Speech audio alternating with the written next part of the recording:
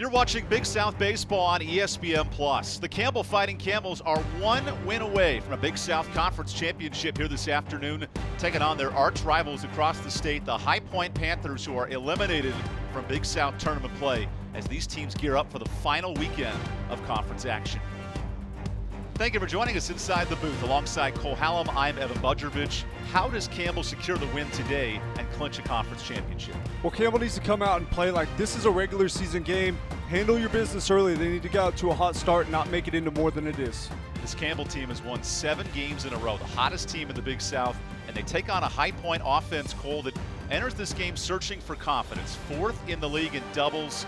Cole Sing-Sang, the top hitter in this lineup, 3rd overall in the order. How do they get the offense rolling today? Well, facing Cade Keeler, they need to jump on fastball early, be aggressive in the count. He is a pitcher that can lose command of the off-speed pitches at times, so come out with an aggressive approach and try to jump on fastball. Here's Cade Keeler, the freshman from Waxhaw, North Carolina.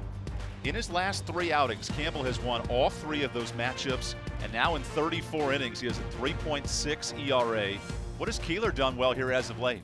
He started to settle down. As a young guy on a college team, sometimes the speed of the game and the pace of the game can be a whole lot different. So he's come in, he's found what works for him and settled into a routine and turned into a really great arm. We mentioned it coming in. Campbell needs 1 win to secure a Big South title. And taking on a High Point team that met them in the championship 2 years ago. So these teams very familiar with one another. The series is split in the regular season. Here's the final weekend series to decide it. And leading off for the Panthers is Joe Johnson. Johnson takes ball 1. Nearby products, grew up in Benson, North Carolina, just 10 minutes away from Campbell University. And he has had a ton of success against this program, hitting .390 in his 7 career games as he pops up the 1-0. Here's Zach Neto, his first action in 2 weeks. He makes the catch to kickstart the top of the first. But not a bad idea there by Johnson. Comes out, tries to jump on the fastball. It's going to take High Point maybe a little bit of time to realize Cade Keeler is 94, 95 miles an hour with that fastball, so you've got to be on time, get started early. Keeler has been a nice piece in this rotation the last 3 outings. He's averaged 5 innings to start as he misses inside here to Peyton Carr, the DH for High Point today. Carr hits .316 with a team best 33 runs batted in. He's been the run producer in this lineup. Now he drives one out of play.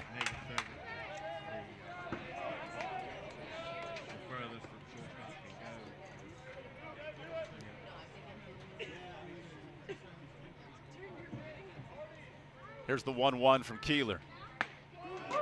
That pitch misses low. Now 2-1. High Point is an offense 4th in the conference in batting average. They have had trouble slowing teams down, scoring runs. Offensively, no trouble at all. As this ball's ripped into the air towards left.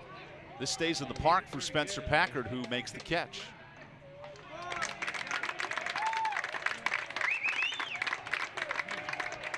Another good pitch there from Keeler. He wants to work that fastball at different levels. You see him there going fastball elevated, fastball down, coming back to that elevated fastball, too much to catch up with. Here's Cole Sing-Sang with 2 gone by. The hottest hitter in this lineup, 7th in the conference in batting average at .366, and attacks the first pitch. Here's Grant Harris battling the wind. And a quick 3 outs for Cade Keeler. Campbell comes to the plate when we return here on ESPN+.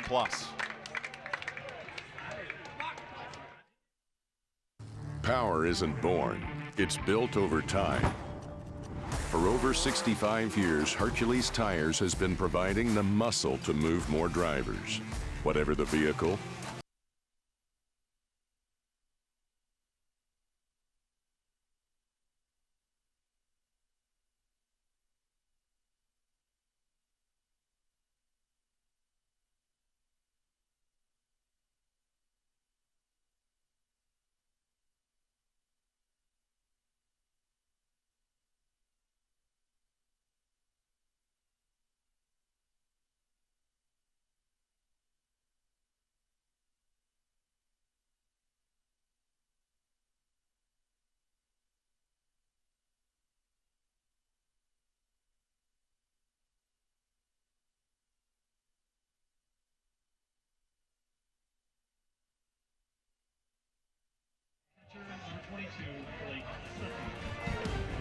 High Point leans on Gray Little, the grad transfer senior who's been the ace of the staff from day one.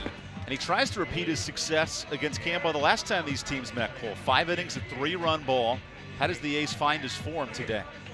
Well, Gray's going to have to change speeds. He doesn't have the velocity we talk about with Keeler, so it's going to be important for him to throw different pitches in different situations. That's the only way to get this Campbell offense out, is to keep him off balance, throw the unexpected. Here's the Campbell starting attack, the best offense in the Big South. And Cole, they have been clicking at a .308 batting average. What makes this offense so potent? They've continued to get better and they grow as the season has gone on, but they work so well together. They work at bats continuously. They learn from each other's at bats, and they've done a great job of coming together as an offense. That offense with 51 home runs in conference play, that's the best of any team in the Big South. And that's been the story when these two teams have met in the regular season. 8 combined home runs in 2 games. It has been the big fly that's told the story of High Point and Campbell. Well, both teams can hit the long ball. Campbell does it at a pretty prolific rate, so keep the ball down if you're Gray Little. Try to pitch at the bottom of the zone, whereas for Keeler, he can pitch up in the zone with that velocity and induce a lot of weak pop flies. Gray Little gets the baseball for the High Point Panthers. He tries to stop not only the hottest hitting offense in the Big South, maybe in the country, as Bryce Arnold takes strike 1 to begin the bottom of the first. This Campbell attack, top 5 in the country in scoring, in slugging, and in batting average. So tough to stop as Arnold drives the 0-1 into the air. Easy play for Brady Purdy, the right fielder, and he records the first down. It looks like both teams are going to be jumping on fastball there. Arnold trying to jump on that fastball from Gray Little. Doesn't quite get enough of it, but not a bad poke to start off the game.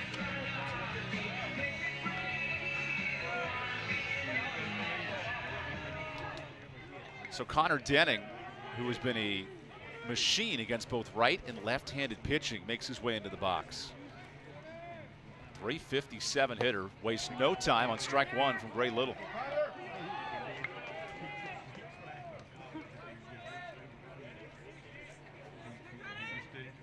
Little right back to work on 0-1. Fastball misses away. Gray was a spot starter when these teams met in a Tuesday midweek matchup in the middle of April. He went 5 innings. That was his season-long in midweek outings. Was supposed to be a weekend starter, but got the ball early, stayed late in the game, and misses low with his 1-1. That was a huge swing game for High Point early in the year. They needed conference wins. They have now dropped 5 in a row in the Big South and sit at 12-22. The 2-1 is a breaking ball for a strike.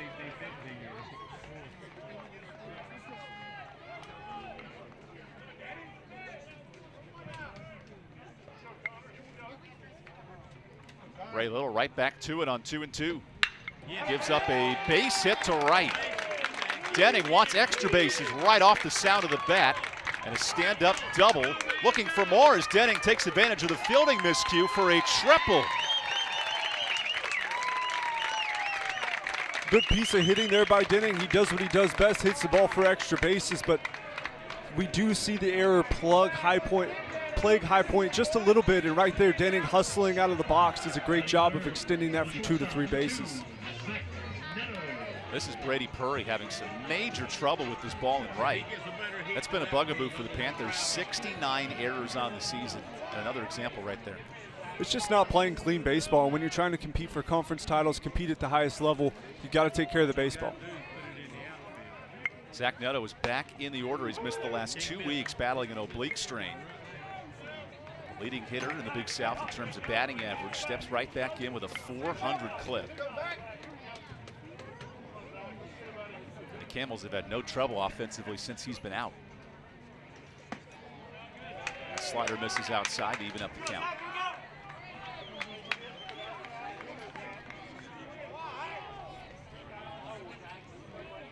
Denning with the triple now at third. Netto awaits the 1-1 pitch. Good block by the catcher Sutton. High Point had 3 wild pitches result in runs in the last matchup between these two games. That was a 16-8 final. Neto had 3 hits in that game, including a home run, one of his 10 big flies on the year.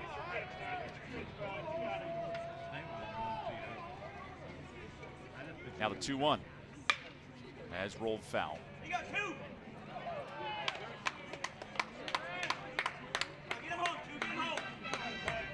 What does Neto bring to the table, Cole, when he is back and healthy in this lineup? He's a guy that can really do it all offensively. He can hit for average, he hits for power, but he also can run. So when he gets on, he's looking to steal bases and advance on balls in the dirt. He's just such a versatile offensive player, and he also knows how to shorten up the swing. He can hit with 2 strikes and really in any situation. The 2-2 is drilled out to center. That's a base hit. His first game back in 2 weeks, and an RBI single gives Neto 45 ribbies on the year.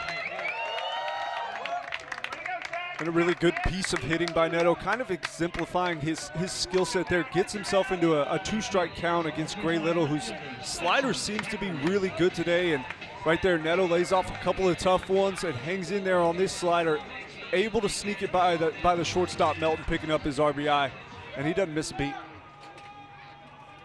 Those 45 ribbies put him now 3rd on the team, behind Spencer Packard, who hits now, and Matt Christian, who's deeper in the order. Little's first pitch is called a strike. That slider's been excellent today. Gray Little enters this game with good pitching numbers, especially in the Big South conversation. Top 5 in strikeouts and innings as he fires over to first.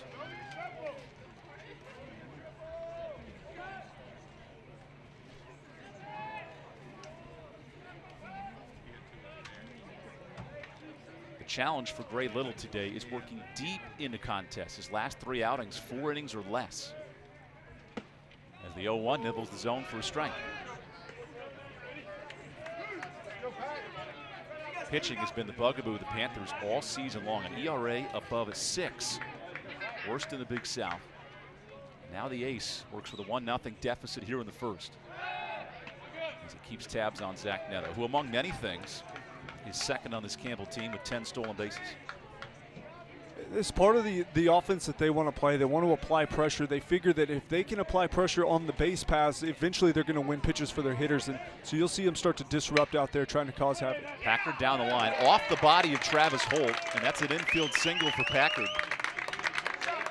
There is no player in the Big South with more errors than Travis Holt. We'll see how that's officially fielded and decided there, but another play to extend the inning. And I think that's a ball that Holt has to have. It's a difficult play with him shifted over, into the 6 hole, but going to his backhand side, understanding that Packard is not one of the better runners on this team. If he can just glove it, he'll have a chance to make a throw. I think that's got to go down as an error. 1 out for Colin Wolfe in this suddenly surging first inning. There's a strike on the breaking ball.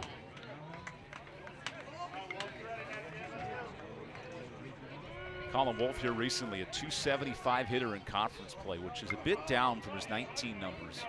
He has been a nice complementary piece hitting with runners on this season. That's what Colin does best. That's why he started out the year in the middle of the lineup, because he can handle the bat. This ground ball might be 2. A step for Stewart for 1, and the pick is clean. Cole Sing-Sang helps Gray Little escape the first inning. It's a 1-0 Campbell lead.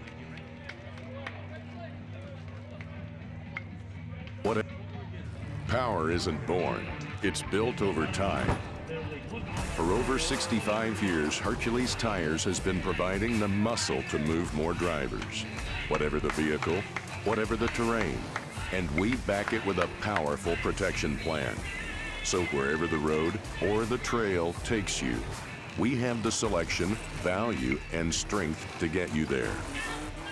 Hercules Tires, ride on our strength. Tired of cooking at home? Change it up without getting up. Just order Jersey Mike's through our app for no contact delivery or no contact at the door pickup. Jersey Mike's, be a sub above. I'm crying 'cause I love you.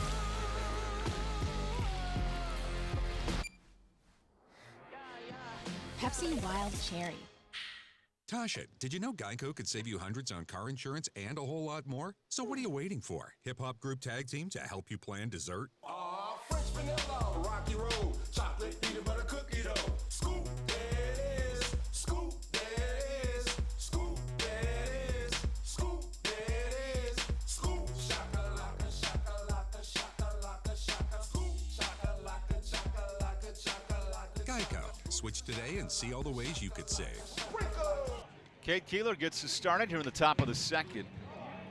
The freshman who was a midweek reliever and a weekend arm out of the pen has now become a starting pitcher in his last 5 games. All of a sudden, 4 straight wins on the mound. He has taken this Friday night role with some major success. He has, and I think the coaching staff knew the kind of arm that he was capable of becoming if he started to put it together, figure out some of those off-speed pitches, and manage the strike zone a little bit better. And he got some of those roles early and started to earn better opportunities for himself. And here he is in the most coveted position for a starting pitcher. There's Zach Nunno on the move at short. And a quick 4 outs retired by Cade Keeler. The fastball's top notch, and that's when it starts. He's going to be in the mid-90s.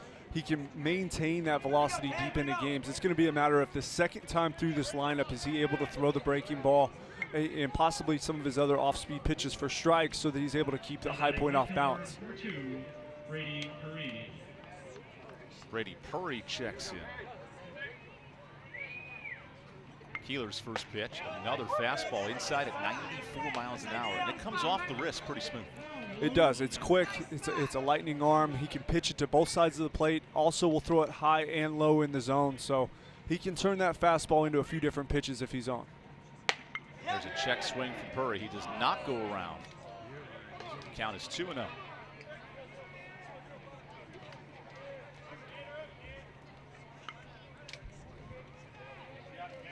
Brady Purry 0 for 4 against Campbell in the season as he pops up the 2-0. Not catch up to 94, and there's Packard for the 5th straight fly ball out. That's the pitch that really separates Keeler from a lot of other pitchers. When you throw in the mid-90s, you get away with so much more, and falling behind in the count with a couple poor pitches from Keeler is able to throw 94 at the top of the zone. A lot of hitters aren't going to be able to catch up to that velocity. He gets himself a cheap fly out to left field. That pitch misses outside to Blake Sutton, the High Point catcher this afternoon. He's a freshman from Gainesville, Florida, who has struggled against Campbell this year. 1 for 6 with a run and an RBI. Keeler's 1-0. He is rolled to first. There's Matt Christian. And that's 6 straight outs retired in quick work for Cade Keeler. Through an inning and a half, Campbell holds a 1-0 lead. In the top of the second, but no runs, no hits, no errors, nobody left on base.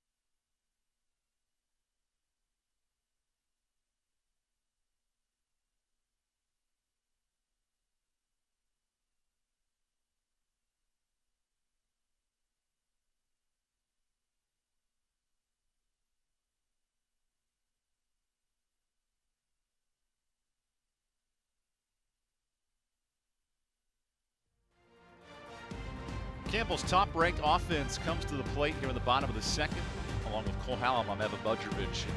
Cole in conference play. Campbell with 51 home runs. No more in Big South action than Matt Christian, who starts off this inning. How potent has he become at the plate as a senior? He's always had the power, but the transition he's made from the beginning of this year until now has been so impressive. He can hit the fastball out of the park, the breaking ball, the changeup. Really a guy that, if you miss two, can leave the yard at any time, and that wasn't something we saw a ton from him early. Christian attacks the first pitch of the second. There's out to Brady Purry, who has a much easier job bringing in that baseball for the first down. A good decision there by Gray Little. Knowing he doesn't have the big fastball velocity, goes back to that slider that's been sharp so far this afternoon, and right there able to get Packard swinging at the first pitch. Grant Harris makes his way into the box. He has had such a hot week at the plate, hitting .400 in the last 2 series, being inserted in the lineup. And there he takes strike one.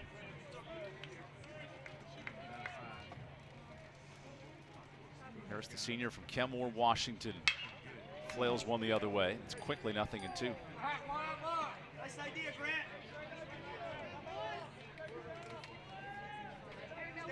Stay on.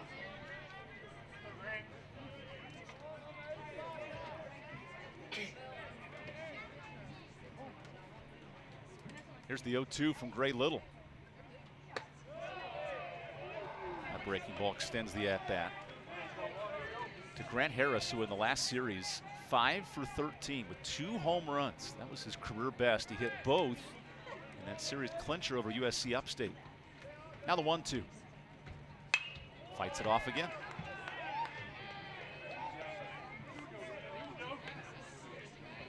Grant Harris has developed as a bat in this order, and Justin Harris loved his growth, buying in as a pitch-hitting defensive replacement. Now becoming a full-time starter as Little brings home the 1-2. Quickly retired on the fastball. Big pitch there by Gray Little. Back-to-back breaking balls, kind of off the plate, looking for the backdoor strikeout against Harris. Followed up by a fastball on the inside black. Great sequence, great execution, and a deserving result, picking up his strikeout on that inside fastball. So 2 gone by for Waldy Arias here in the second. He attacks the first pitch again, and we've seen from this Campbell offense now 6 hitters go after the first pitch today. They've been aggressive, and I think in large part it's due to the slider from Little can be a put-out pitch. He can manipulate both sides of the plate, so he's going to be a guy you want to get to early. If you get into 2-strike counts with him, there's just so many things he can do to get you out. Gray Little, the ace of this staff. He wants to put up some quality innings. The High Point bullpen has been beleaguered by injury and lack of performance. An ERA above 7 as Arias goes around on the pitch.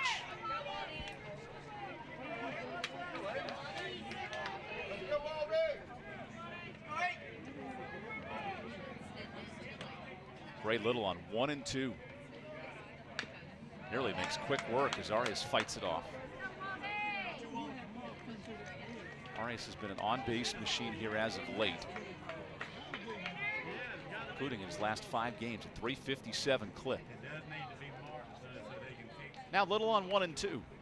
That misses up with a fastball.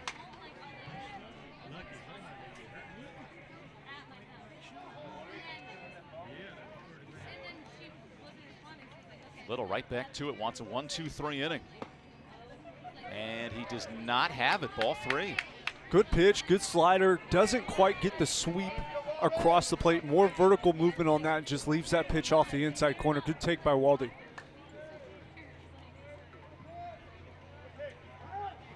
Time is called as Sutton and Little look to get on the same page.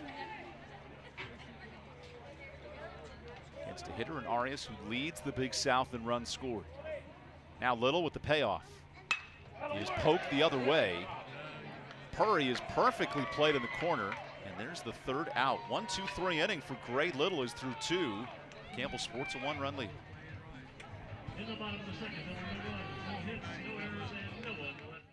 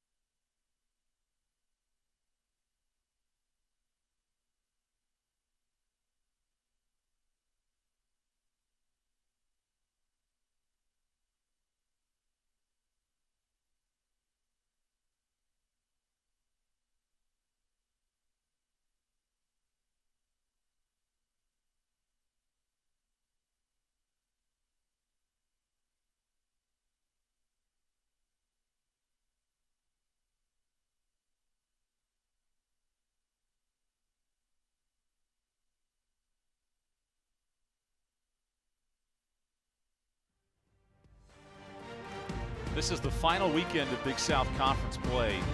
And Campbell has so much on the line today. A win in this finale, and they will win the Big South regular season. An important stretch for the Camels this weekend. It is. It's huge for them. They understand what's at stake. This is a team that's won the conference before. They understand what it takes. But in a season where you play so many conference games, it's just a totally different factor. Can you check in? And Campbell's been able to check in for the majority of the weekends. Cameron Irvine pops up this pitch to Matt Christian, and Cade Keeler has now retired 7 in a row with relative ease. And I don't want to speak anything into existence, but he does. He looks good. He's getting ahead of hitters. That fastball's in the strike zone early, and it's got a ton of velocity on it. And if he can rely on that, start to throw a breaking ball second, third time through this lineup, he should have a pretty good day. Cade Keeler struggled when these teams first met at High Point back on March 23rd. As his first pitch to Travis Holt misses low. In his next 6 outings since that performance, Campbell has won all 6 of those games, and he's worked at least 4 innings in those starts. They know what they're going to get in Keeler now. He's worked himself into this position. He's earned it. And Holt gets jammed on the pitch. Here's Babin calling for it. And the Campbell catcher makes it 8 straight retired. That fastball is a huge part of it. Anytime as a pitcher you have that kind of leeway with a mid-90s fastball, it can bail you out of so many tricky situations. And I know that pitch there to Holt, not a tricky situation, but it does show you, when runners are on, he has a pitch that he can rely on and beat hitters with consistently. This is the bottom of the order. Jackson Melton, the High Point shortstop. He watches ball 1. Melton, high school teammates with Cade Keeler last year. And his birthday is coming up next week, so a neat moment for these two out of Cuthbertson High School. Now the 1-0. There's a strike to even up the count. These two teammates seem unfazed by the moment here in the final week of the regular season. And their first ever matchup as Keeler delivers. Strike 2.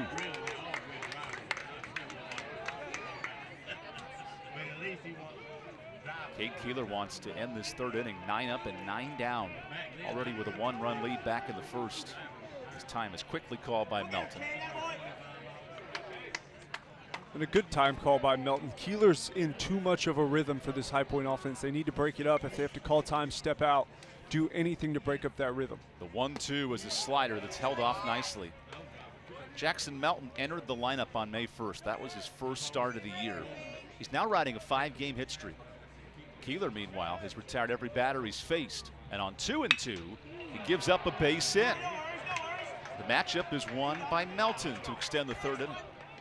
Good at bat by Melton, refusing to give in. And right there, a fastball that I would imagine Keeler would want back. 2 strikes, it catches way too much plate out over the middle. And Melton doesn't miss it, smashing that ball back up the middle to break up the no-no in the third inning.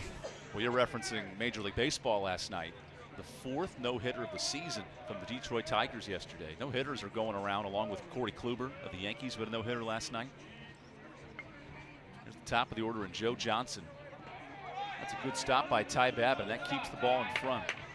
The Panthers this year, Cole, are the worst stolen base team in the Big South. Only 24 steals.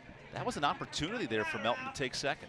That was a good one. That's a dirt ball. That's a breaking ball down that Babin has no chance of picking behind the plate. You need to see that as a base runner, extend that lead, and as soon as you see that big kick, he should be standing on second base. Instead, Johnson flails one the other way. It stays, just foul.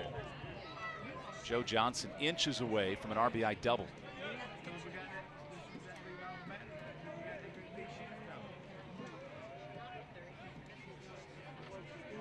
This High Point offense sits 5th in the conference in batting average. That has been their strength coming in. Now averaging 7 runs a game. Right now, just 1 hit to show for. That was Melton a moment ago to extend this inning. 1-1. It stays high and away for Cade Keeler, who has only missed the zone on a handful of pitches today. 80% of his pitches have been strikes. He's been fastball dominant, and right there we talk about the secondary pitches. That breaking ball is when he can get himself in trouble with command.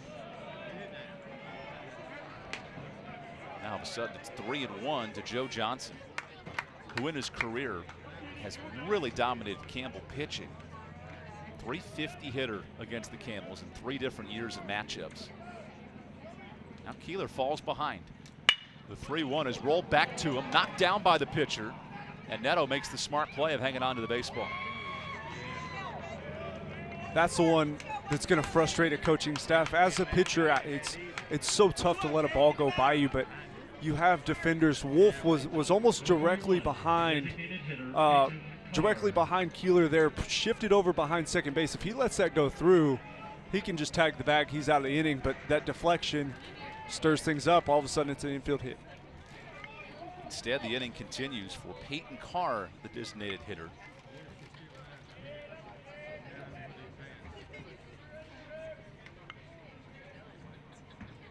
Here's Keeler's first pitch. And that fastball dots it up at 92. Peyton Carr, a .311 hitter with runners in scoring position, searching to add on to his 33 runs batted in. Now the 0-1. Ever since Keeler allowed that first hit, his fastball location has been a bit off. How does he settle that back in?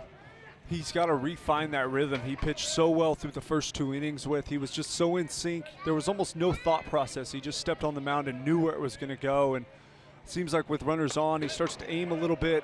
He's starting to work that breaking ball in also, which has caused some command issues for him in the past. So if he can get back on that fastball rhythm, get that in the zone, throw breaking ball off of that fastball location, it doesn't always need to be a strike because he'll get a swing on. Here's the 2-1.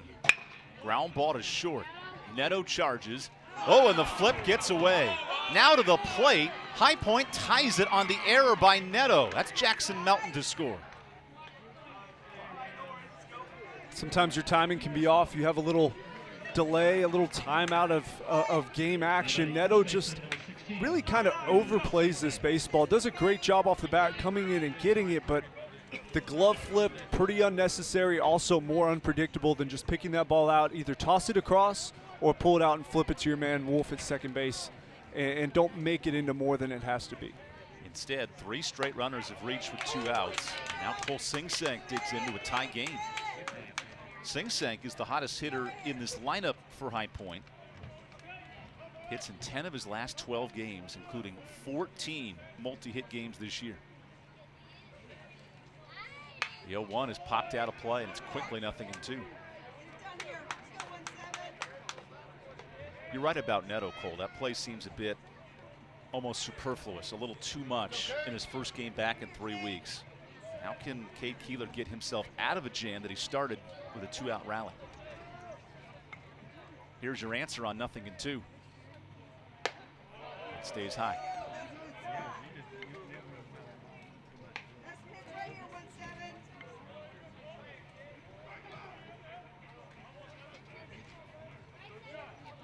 High Point scores a run on the error as they search to snap an 8-game losing streak.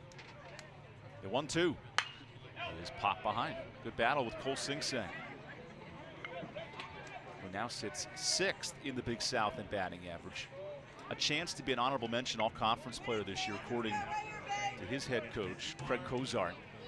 And remember, High Point had a Player of the Year 3 years ago in Austin Zenti. He knows how to coach up quality players. Here's the 1-2. Got him swinging. Cade Keeler does not care about the accolades. He wants the punch outs. It's his first of the afternoon as we're tied at 1 through 3. Power isn't born, it's built over time.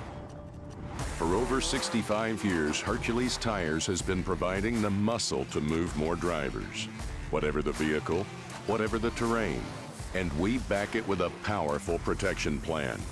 So wherever the road or the trail takes you, we have the selection, value, and strength to get you there. Hercules Tires, ride on our strength.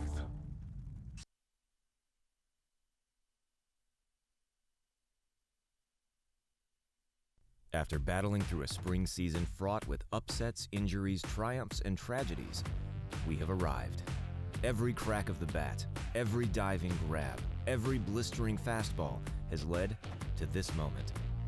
Now is the time to discover who will take their game to the next level and emerge victorious. Now is the time to bring the title home. The Ingalls Big South Baseball Championship. Power isn't born, it's built over time. For over 65 years, Hercules Tires has been providing the muscle to move more drivers. Whatever the vehicle, whatever the terrain, and we back it with a powerful protection plan. So wherever the road or the trail takes you, we have the selection, value, and strength to get you there. Hercules Tires, ride on our strength. Gray Little fixes up those stirrup pants. Always a bit tricky sometimes to get those pants at the right length as he returns to the bump. Third inning of work, now a 73rd inning on the year. And if there's been any pitcher with consistency in the high point rotation, it's been Gray Little this year. And they're going to need Gray to go deep into this one. They were trying to play spoiler at this point against Campbell. Have a little fun. Put a little chip on your shoulder and try to play spoiler against this Campbell offense. Ty Babin starts off third watching ball one. He hits ninth today, although Babin has bumped his average up 130 points in the last month. Huge contributor in the bottom of this order. There's the 1-0. And it stays outside to Babin. 100th career game for Ty. All he's done is hit 300 in conference play, a huge jump here in year 4. Goes the other way and continues that success with a leadoff single. It's not a huge surprise to see Babin hitting. This is a guy that got at bats as a true freshman at Campbell. They always knew the bat would play, and they just didn't always have a spot to get him into the lineup. And when you don't play for long periods of time, you can get out of sync. And I think him getting repeated time behind home plate, somewhat of a repeatable schedule, he's found some comfort in that, and his offense is really developing. Because of it, Babin now hits 301 in Big South action. He's on at first. Here's Bryce Arnold. Arnold lays off the slider to open up his second at-bat after flying out to right. Bryce has been as hot as any hitter in the conference here recently. 4th in runs, 8th in batting average, and 8th in on base for a true freshman. Here's the 1-0 from Little. Another sharp slider, and we've seen the patience from Arnold this time around. He's a developed hitter. I can't help but think we'll see him at some point in the infield in the next year or so, but the offense, ready as a true freshman, speaks a ton to his maturity as a hitter.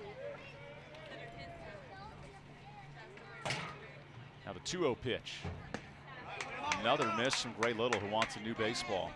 You've been through these moments as a pitcher. Is that more of a mental thing or a physical adjustment? It's a little bit of both. Sometimes you throw a couple balls, you can't find a comfortable grip, you've just given up a hit, you want to change it out. But it also, you get something you're a little bit more comfortable with, and you can also reset your mindset. So it's a little bit of both. The 3-0 pitch is right down the middle. Gray Little is a relatively consistent strike thrower. 80 strikeouts, 4th best in the Big South. Only 25 walks in 73 innings. But now he's up to the test. 3-1 to Bryce Arnold, who gets on 40% of the time. The pitch. Grounded up the middle. Right past Melton. Babin turns for third. And Justin Hare, being aggressive, sends his runner to second. Whoa, no tag. A double for Bryce Arnold. That was incredible hustle out of the box from Arnold. I thought off the bat there was no chance at 2, but that slide really changes the game there for Adam Stewart, trying to put the tag on him, doesn't end up with the baseball. Campbell's looking to apply some pressure early with some offensive base running. High Point has had defensive bugaboos all game today. 2 errors early, and that's another example of a play of why this High Point team has struggled on the year. You're exactly right. There, Arnold has to be gunned down there. 10 out of 10 times he was dead to rights, but hey, if you put pressure on teams that are known to make errors, and you try to start to compound those errors, that's what Campbell's done early, and they're going to continue to do it and force High Point to make plays, or Campbell's going to run them out of the yard. Connor Denning goes right after the first pitch and misses. D1 Baseball ranked their top 100 outfielders in the country as of this week. Connor Denning now sits 28th as the most productive outfielder in the country. All he's done is get on 370 in conference play. Little's 0-1. He's drilled out to left center, Exhibit A. Backpedaling Irvine, he's got the catch. And the sacrifice fly puts Campbell right back in front, scoring Ty Babin. You talk about production. Denning is a guy that understands production. He hits doubles, he hits home runs, but second and third, nobody outs. He understands his job is to hit a deep fly ball. The outfield does just that. He picks up the RBI. He's also going to move. He's going to move Arnold in on the sac fly, and just a beautiful piece of hitting. That's a smart play by Babin at third as well. You want to make sure you tag up at the right time, especially with instant replay, a factor here in the Big South Conference. Zach Neto, who made the error a moment ago, watches strike one, and that was the first error of the season for Zach Neto defensively. He had been fantastic at shortstop. Now we can add to those RBI totals with Bryce Arnold over at third. The 0-1 is shuffled out of play. One thing that has not been rusty is the bat of Neto, who singled and drove in a run last inning. He's just so disciplined in his approach. It's not very often you see Neto come to the plate without a plan and look fooled. He just has a way of seeing the baseball, executing his game plan, and not giving away at bats. That's why he's got such a high batting average and why he hits for so much power as well. Little on 0-2. Trying to force a swing and a miss from Neto, who lays off. We've mentioned Zach leading the conference in batting average. That's very impressive. He also leads the league in slugging and is second in on base. Really does a lot of different things offensively for Campbell. He does. He's so impressive, but we've also seen him make that jump over to shortstop. We've seen him on the mound at second base, a little bit of time at first base as well. So he sprinkles a little bit of everything in, and it's really a coach's best friend when you have a guy that's so competitive. You understand with his skill set, we can truly put him anywhere in the field. He'll take care of us. He'll also be productive on offense. He's been challenged to slide up into the 3-hole, and ever since his average has jumped 100 points. Now he sits on a 1-2 count. Here's Gray Little. Breaking ball left up. A shallow fly ball to center. Long run for Stewart, who backpedals, and it falls behind him for a base hit. That's an RBI double for Zach Neto. He'll take it any way he can get it. And that's one of those plays it's not going to go down as an error for High Point, but is probably an error for High Point. You've got Stewart going back, falling down, but this ball's not hit too high, but it's high enough for Johnson to come in. As an outfielder, anytime you see your infielders backpedaling back towards you, you have to call them off. Come in, take authority, call that baseball. That doesn't happen. Ball drops. Totally different situation. That's the 15th double for Zach Neto. Now the third player in this offense to have at least 15 doubles. As Gray Little takes attention to Zach Neto, and this has to be demoralizing for Little, who should have had 2 outs this inning and would most likely be out of this game in a 1-1 score. It's something to where it affects his ERA because he's starting to get worn out. These guys are getting more at-bats off him, and they're also getting more comfortable with the pitches he's going to throw. That is a beautiful changeup, one of the first ones we've seen from Little today. But as these guys start to see more pitches and develop more momentum, it's something that's going to come back to haunt Gray in his ERA as well, not just racking up the unearned runs. Gray Little has surrendered 3 runs, 2 in this inning, and nearly hit Spencer Packard there.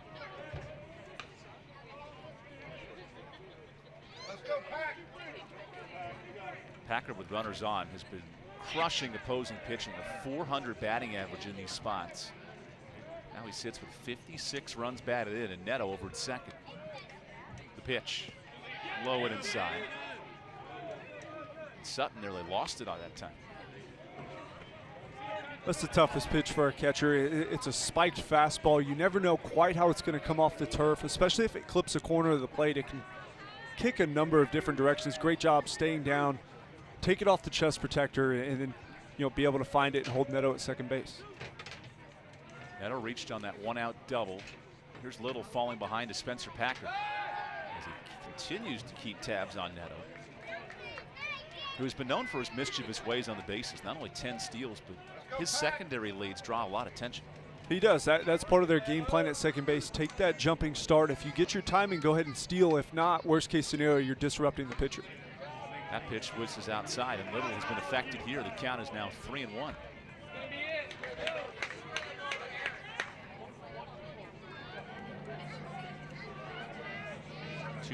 runs in this inning. Now Packard, the RBI threat, tries to add on an earned run. Instead, he watches strike 2 and the count is full. Packard named Big South Player of the Week this past week. 9 hits and 8 runs batted in 5 games. Very impressive at the plate as he awaits the payoff pitch. And takes advantage with a line drive to right. That is a 2-run shot, and Spencer Packard's red-hot week continues.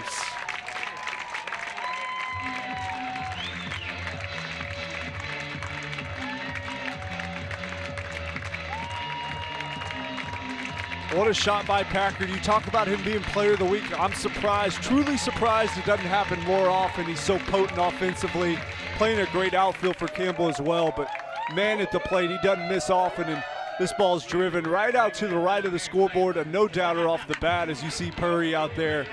He knew that ball's gone as soon as it's made contact with. Spencer Packard, 9 home runs on the season.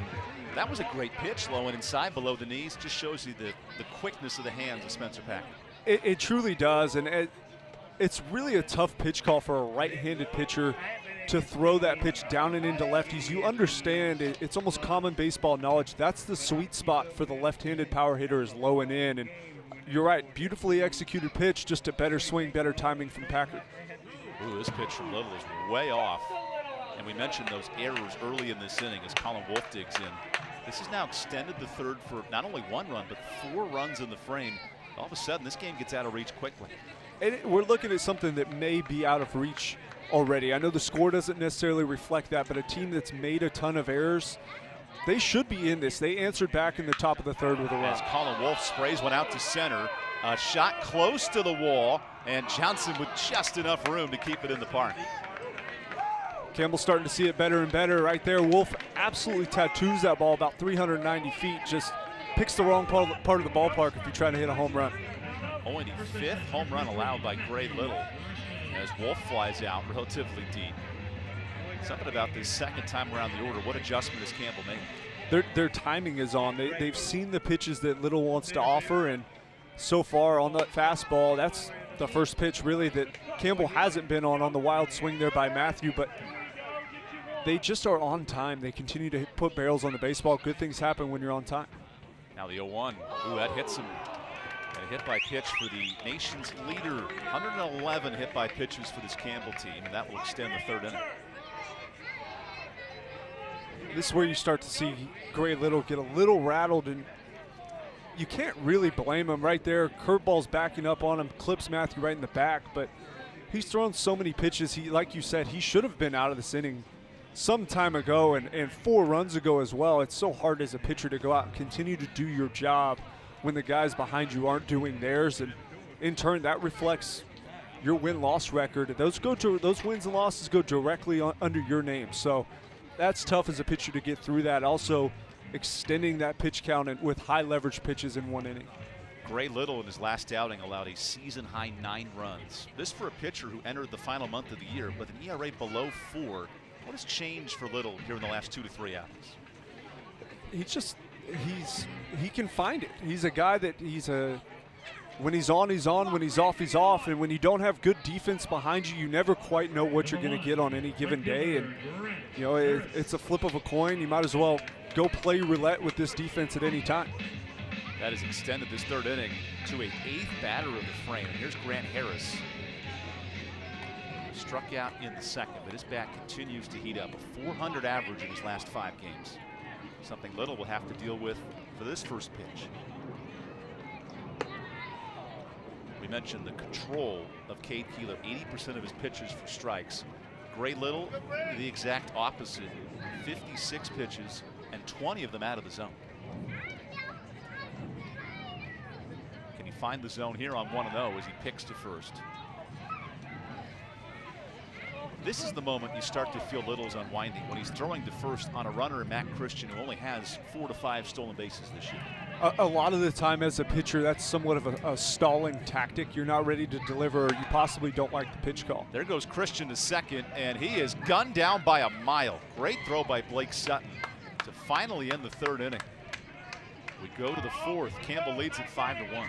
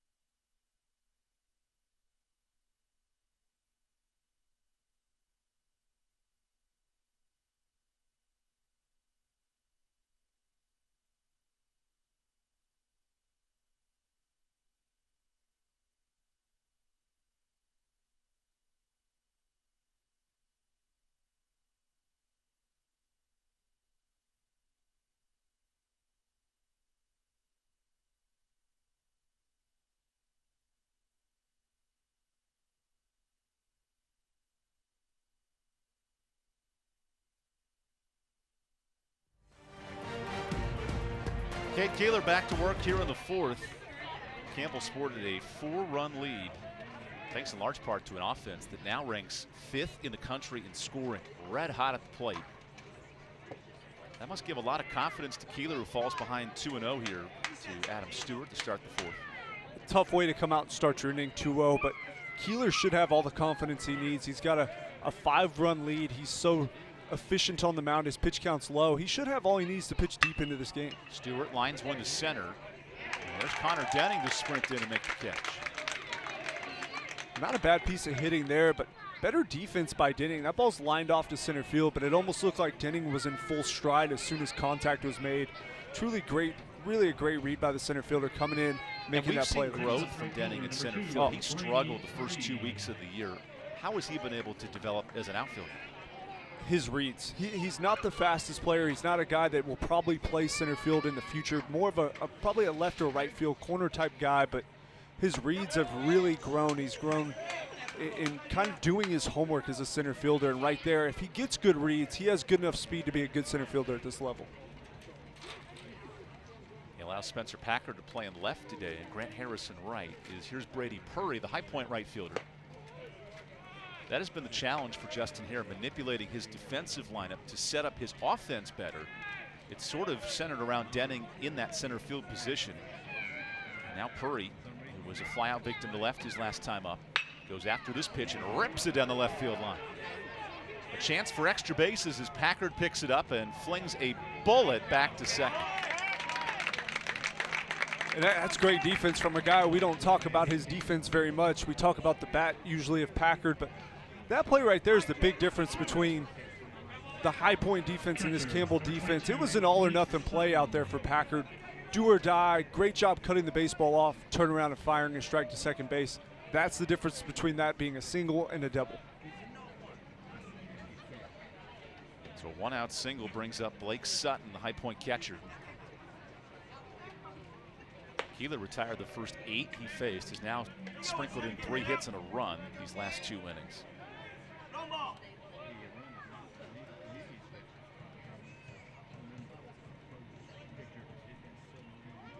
Blake Sutton, studying actuary science, wants to assess and risk insurance finance in the future. Very smart young man. As he watches ball 2, and here comes Ty Babin for a parental conversation. And a good decision by Babin. Keeler's been up in the zone, and typically when he gets up in the zone, he'll stay there. He's just going to go out, let Keeler settle down, try to get him to focus his eyes, lower in the strike zone, try to lower that baseball down, because if you're not on top of everything, everything's going to be up. The breaking ball won't be good either. So reset the sights, focus lower in the zone.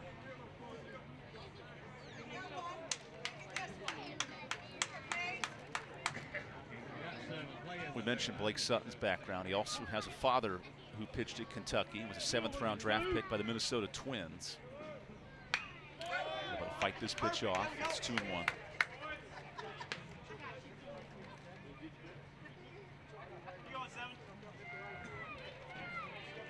High Point's offense searching for a spark. They did score 1 in the 3rd. Now trying to match Campbell's potent attack, swing for swing, as the 2-1 is way up and outside.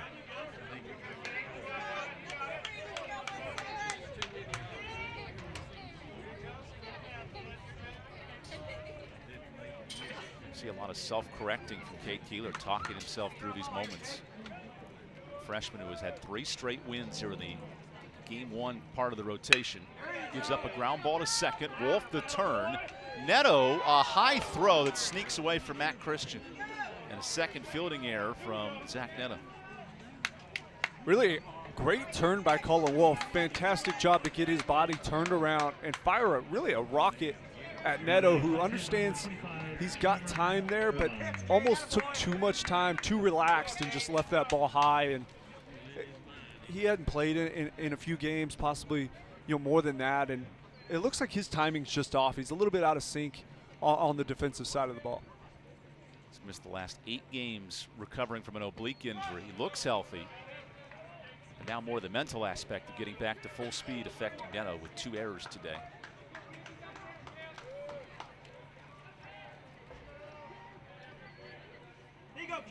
Here's Cameron Irvine, who popped up to first back in the 2nd on the 1-0 pitch. does the same.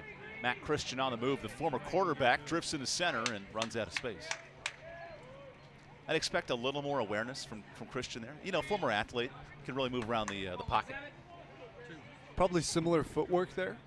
A 5-step drop into right field. With possibly a bootleg working back towards the bullpen. It looked natural. I'm okay with it. Cade Keeler, the hard-throwing freshman, has allowed 1 run in his 7th start of the year. And in those first 6 starts in conference play, his team has won 5 of those games. That's why Justin Harris moved him into the rotation during the final 2 months of the season. And on 1-1, he dials up a slider outside. Keeler's a guy you want to play behind as a defender. His tempo is so good. Yeah, he can lose his control here and there, but he keeps his defense involved with that tempo. And as a defender, if you're always moving and you got a chance to get a baseball, you're more involved. And you see great offensive output from those guys as well when they're involved. That hits the leg of Vincent Kreitzer, our home plate umpire. The at-bat continues for Cameron Irvine, who's been a late insertion into this lineup. Over the last 3 weeks, he's become a full-time starter. And ever since, he's hit 300 in conference play since the start of April. Now Keeler tries to retire the side after the error from Neto. And here he is on 2-2. Dials up a base hit. Good swing by Cameron Irvine in the 4th hit of the ball game for High Point. High Point's starting to swing it a little bit. It's a little bit of what I talked about early with Keeler. He has to have a pitch in that arsenal that gets them off a fastball. 94 is fast the first time around, but the second time around, it doesn't look quite as quick, and High Point seems to be settling in for that velocity the second time through. Keeler in his last outing went 4 innings against Upstate on the road. He allowed 7 hits, which sprinkled in some action. Held the Spartans to 3 runs and got the win as Travis Holt gets ready. He watches ball 1. Travis Holt was the best hitter for High Point last year, led the team in multi-hit games, batting .350. This season, he's just climbed above the Mendoza line with a .228 clip. Now the 1-0. There's a bullet for strike 1.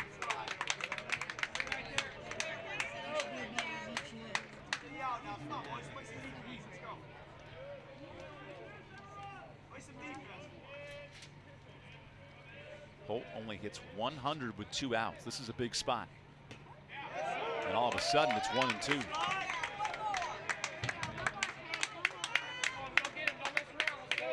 Cade Keeler, who struck out Cole Sink to escape the 3rd. Love to do the same here in the 4th as the Panthers are threatening 2 infield singles. And here's Travis Holt, the reigning second-team All-Big South performer, on 1-2. Goes down via the breaking ball. Babin completes the punch out, and that's 2 Ks to end 2 straight innings for Cade Keeler as Campbell sports a 4-run lead into the bottom of the 4th.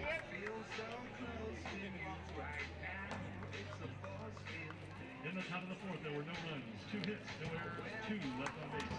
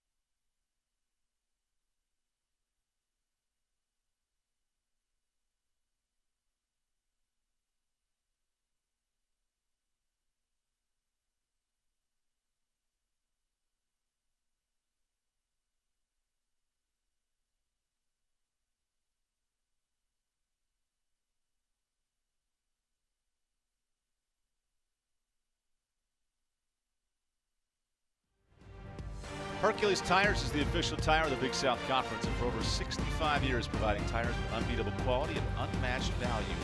Ride on our strength, Hercules Tires.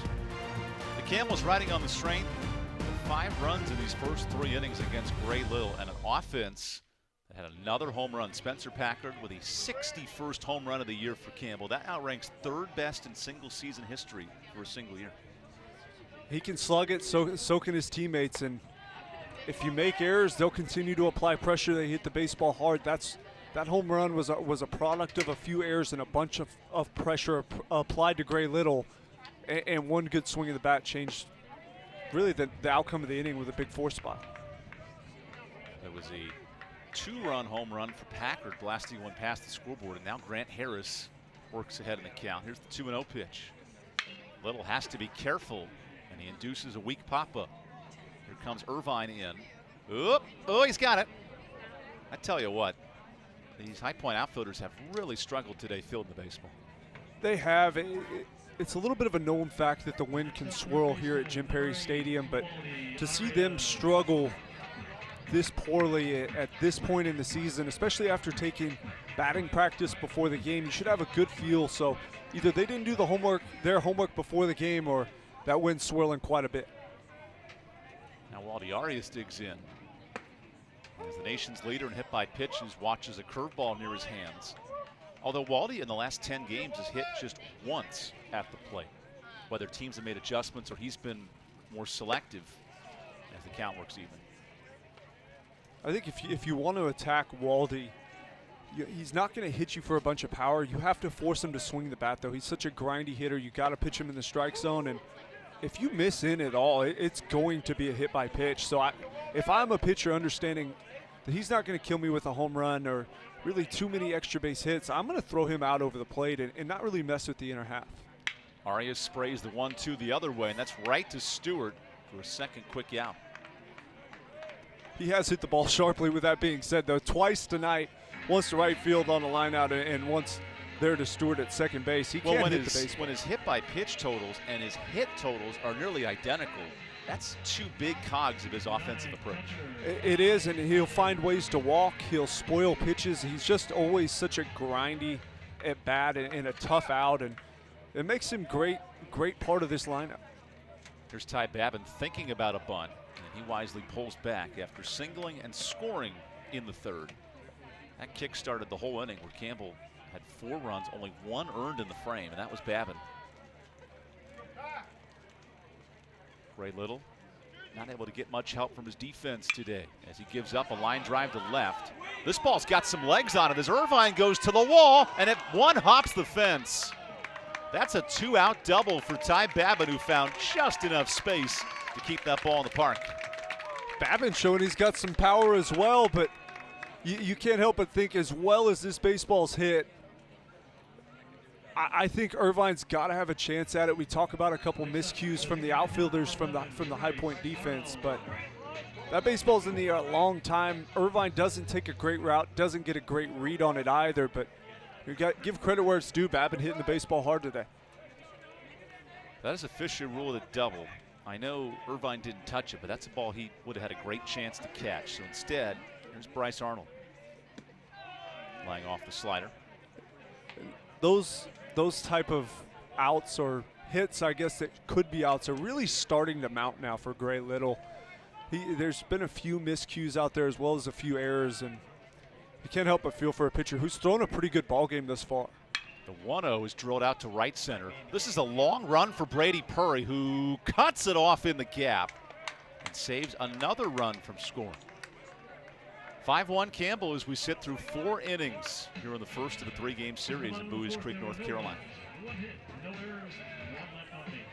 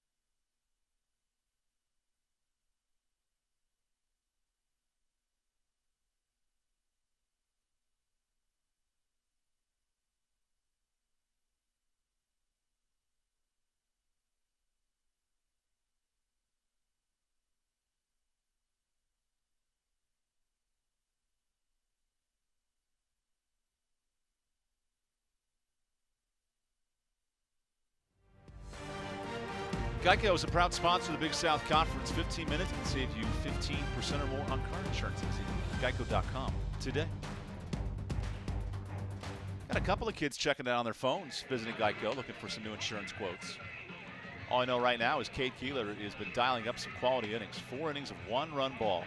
He searches now for his 5th win in conference play. This is for a pitcher who moved from the bullpen into the rotation. And you mentioned his work on the hill. It's been very impressive and gives his team a chance to win every night. He absolutely does. The 5-1 record just screams that he gives them a chance. Anytime you don't have a ton of losses in that column, you can't always really factor in the offensive output, but he gives these guys a shot, and he pitches in the strike zone real competitively. Here's Jackson Melton sending one out to short, and Zach Neto calls off Packard for the first out of the inning. Interesting call there by Neto. Typically, he's not going to have command out there. That should have been Packard's ball. Not sure why Neto didn't give up on that one, but could be a bit of a comfort thing. I'm not sure, but him and Packard had some friendly words after the catch. Remember, this is the first outing in 9 games for Neto with his defense. So a big adjustment is here's a bunt testing Cade Keeler, who fields it on a long hop, and that is not in time. Infield single for Joe Johnson. Really not a great bunt from Johnson. One he gets away with right there. Keeler just doesn't quite understand the speed of the game. He didn't get to it with a ton of urgency. Proceeded to set his feet and kind of shuffled and not really deliver a firm ball over there. He's got to play that ball with a ton more urgency to get a speedy Johnson. Is that something you can translate from being a pitcher with the windup to then flicking the ball to first right away? Yeah, he's just got to set the feet and fire. It's not, you're not playing long toss. You don't get to stretch the arm out. Just really pick it up and throw a dart style motion over there to first base. And hit your triple 20 and then get out of there with an out, right? Something like that. Here's Peyton Carr, the designated hitter, who attacks the 1-0 pitch in the left. Packard comes charging in and makes the catch. An underrated left fielder, especially when you consider Packard as a full-time right fielder getting the start in left today. We talked a ton about Matthew Christian's evolution as a hitter, but Packard's evolution as a defender, he's really become a lot better defender this year. In either corner, he's now comfortable playing left and right field and doing a much better job at it than we've seen in the past. Here's Cole Singsank with 2 outs. That's just the 4th time in this game Cade Keeler has thrown a first pitch ball to opposing hitters. Really attacking the zone for the freshman. Singsank 0 for 2 today. He's riding a team best 10-game hit streak. That pitch stays inside, and it's 2-0.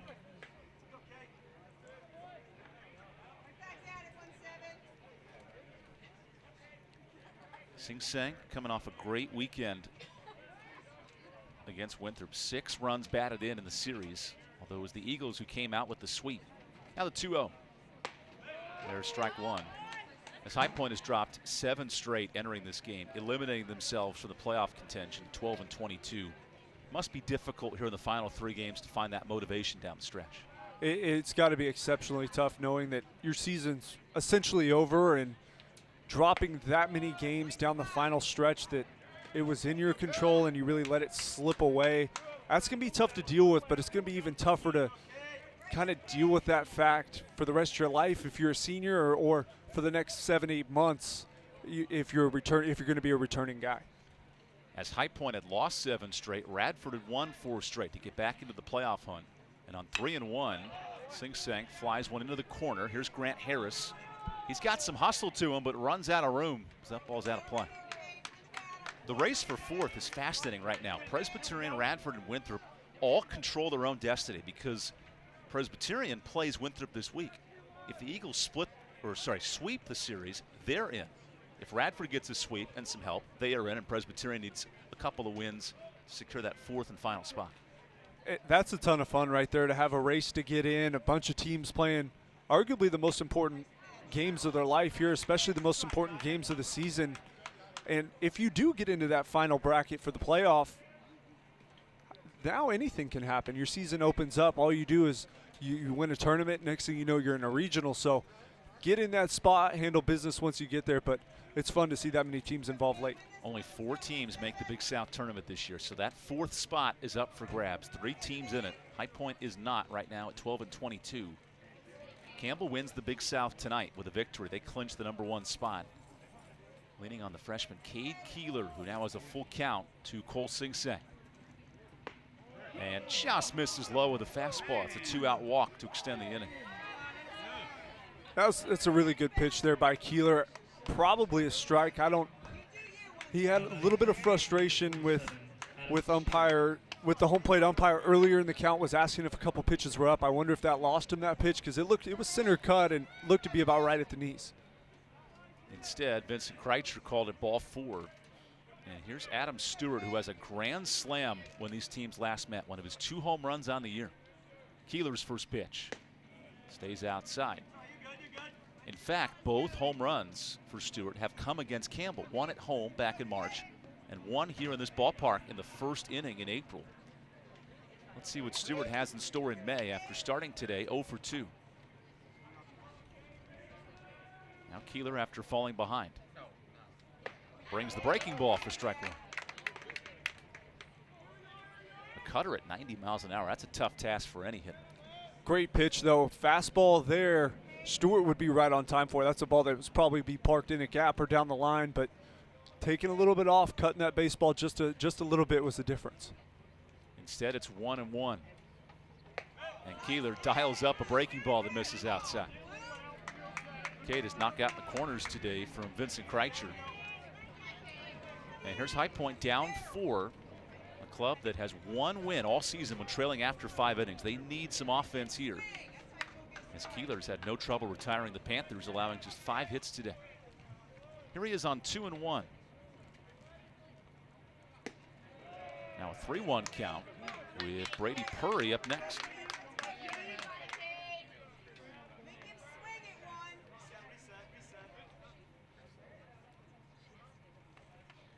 And here comes Tyler Robinson, the pitching coach. The bullpen is warming up for Campbell here in the 5th, so an interesting decision with 2 outs in the inning.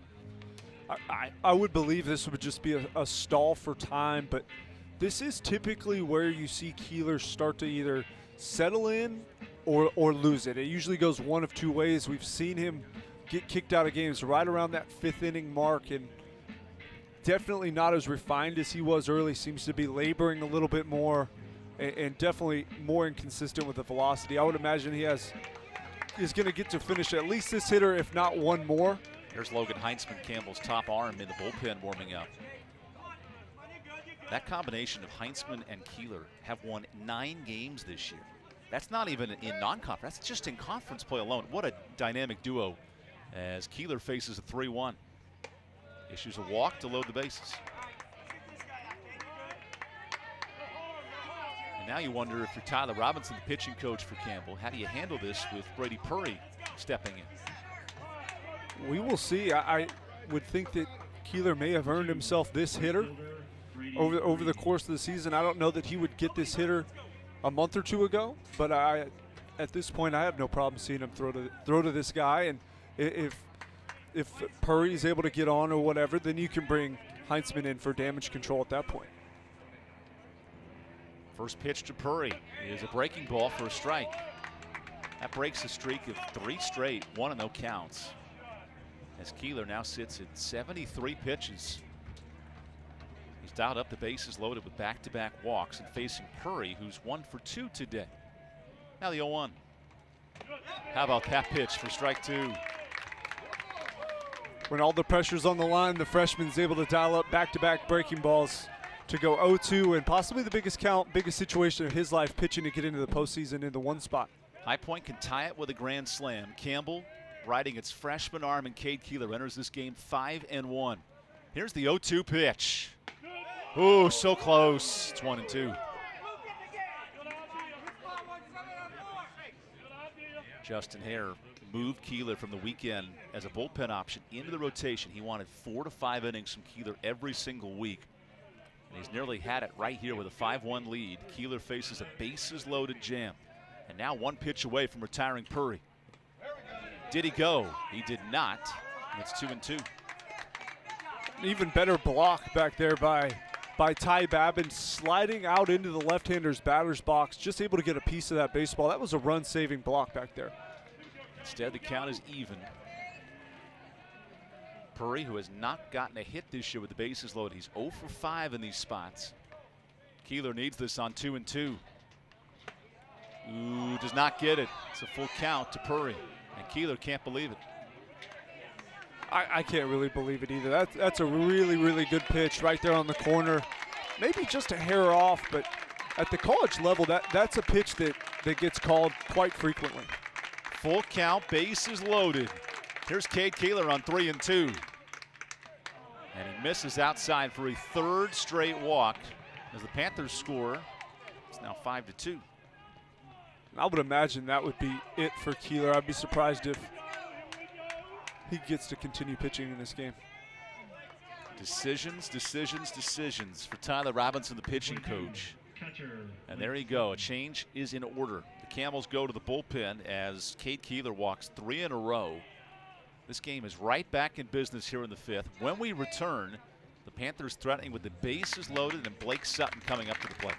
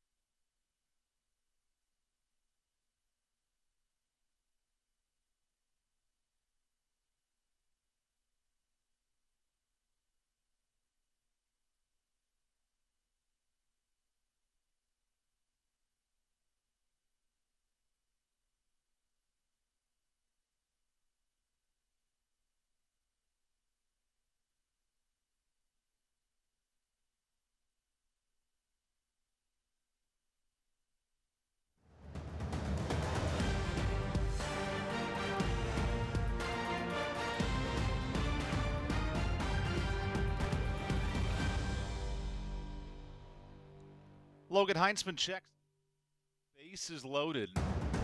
And what a spot for Campbell's high leverage reliever who enters this game with a 2.08 ERA. How does he preserve this 5-2 lead? He has to get ahead. Keeler was so successful when he was pitching ahead in the count, started to fall behind and give away some at-bats to the High Point offense. So if Heinzman's able to get out front, get in control of this game, he's such a ground ball pitcher, get something weak on the infield, get your out, get your offense back to the plate.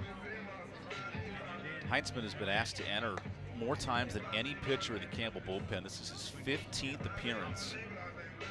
And now he sits in the bases loaded, the tight spot against a High Point offense that's taken advantage of 3 straight walks.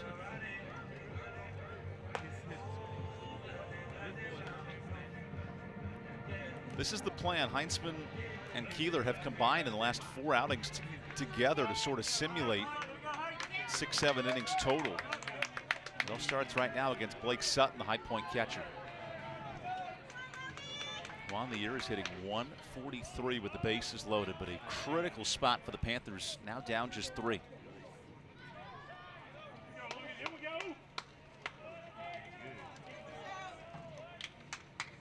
Here's Heinzman's first pitch. Fastball command becoming a trouble for both pitchers in this inning.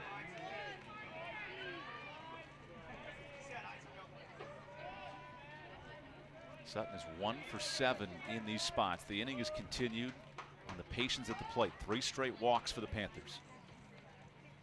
And patience continues, but it is called a strike.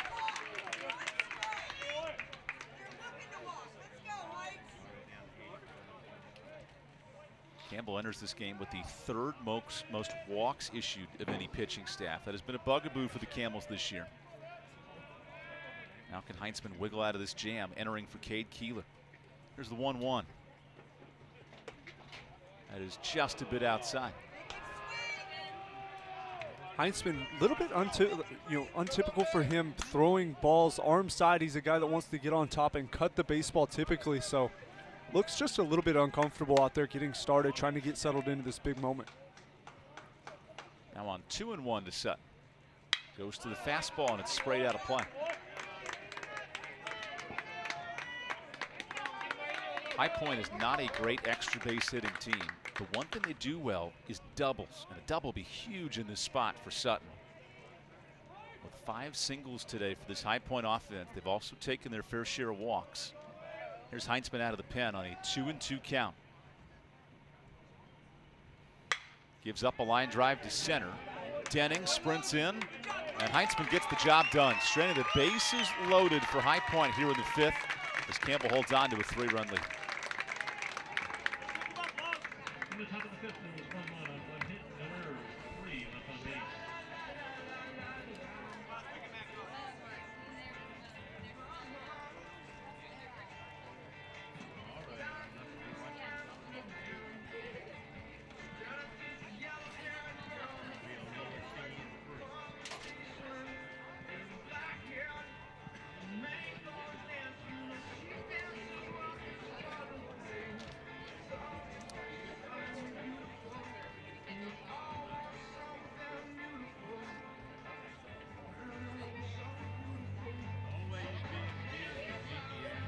Okay, Cole, it's your time to shine.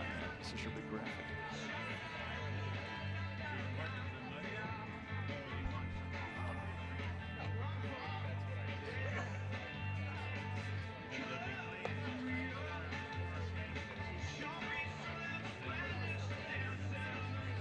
Damn it, it just worked like that.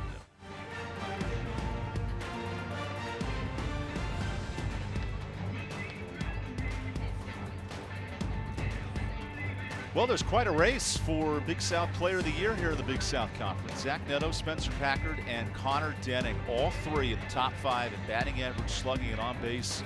Who is your selection for Player of the Year? Personally, I have to go with Neto. I love the versatility that he brings offensively and defensively. You also see him on the mound. He's had such a big impact on this Campbell team. He has missed a handful of games this year, only 27 conference games, but 9 home runs and 39 runs batted in that short time frame. It's a neat race, and it'll be fascinating as the next week comes out with the results. Who does earn Player of the Year after, of course, last season there was no complete season, and 2 years ago it was Gardner-Webb's Chandler Redmond who won the award for a team that finished 3rd in the league. So this year, it clearly seems Campbell is going to win the award. A question of who's going to win it. And I think everybody involved in that conversation has a good argument. All 3 of those players, very good in their own right. It's really kind of preference at that point. We'll see how everybody feels. Connor Denning, one of the triumvirate in that list. He tripled and has a sacrifice fly today. Does so many things well at the plate as Denning is now up to 60th in the country on base percentage, best in the Big South, and pops this out of play. In terms of in the conference, 3rd in batting average, 2nd in slugging, 2nd in doubles, and 2nd in runs scored. All 2nd is Zach Neto or Spencer Packard in the league. There's the 1-1. Nice strike from Little at 87. And that's always fun, competing with your teammates, trying to win certain categories. And anytime you can turn it into a game within a game and start competing with one another shows you just how good that dugout life is. Now the 1-2. And Denning has lived up to that challenge here in his last 5 games. Consistent, 333 clip with 3 doubles. He's added, of course, a triple today. Now waits the 2-2 from Little. Able to fight that out of play.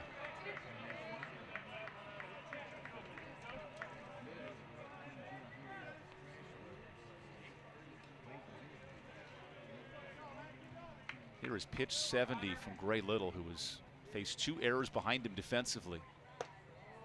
However, nearly had a strikeout of Denning. We've seen a pretty consistent strike zone, tight on both sides respectively, but I think it's been very consistent. The corners have been a little tighter than they normally are, and the pitch up hasn't been there quite as much either. That's a high breaking ball, so a leadoff walk for Connor Denning, who was on in both appearances today. It's going to help the on-base percentage as he tries to catch his teammates and Spencer Packard and Zach Neto. I mean, all three have been hit by 10 or more pitches. All three get on over 48% of the time. All three have 50 or more hits, and all three have 8+ home runs with 10 or more doubles. It's truly incredible, especially when you look at the positions. You would expect that maybe from a corner outfielder in Packard, but not so much in a center fielder in Denning or a middle infielder in Neto. Just for those guys to hit the way they do at their respective positions, it's just truly incredible. The interesting part is Justin Hare, the head coach of Campbell, has to submit just one player name for Player of the Year honors. That's a tough conversation with your teammates as that all comes out next week as Neto watches ball one. Now, other coaches can nominate certain players, but from your own team, you're only allowed one vote. I think it's a good time to get on Coach Hare's good side if you think you got a chance at that list. You bring brownies to the office, you bring flowers for the wife, you try to pucker them up a little bit. Make sure you run out every ground ball. I mean, maybe get hit by a pitch or two. That is in the Justin Hare vocabulary. Is there's strike 2 to Zach Neto, who's been a pleasant surprise back in this lineup after missing the last 8 games. A single in the first, a double in the third. Nothing new for Zach Neto, who leads the team with 20 multi-hit games in 34 appearances. Now the 1-2 from Little. Good take on the slider. Little hasn't been bad. I know he hasn't gotten a ton of the swing and miss, but that's a good slider. Campbell's offense has just been so disciplined. They understand the scouting report, and they know that's Little's go-to pitch with 2 strikes.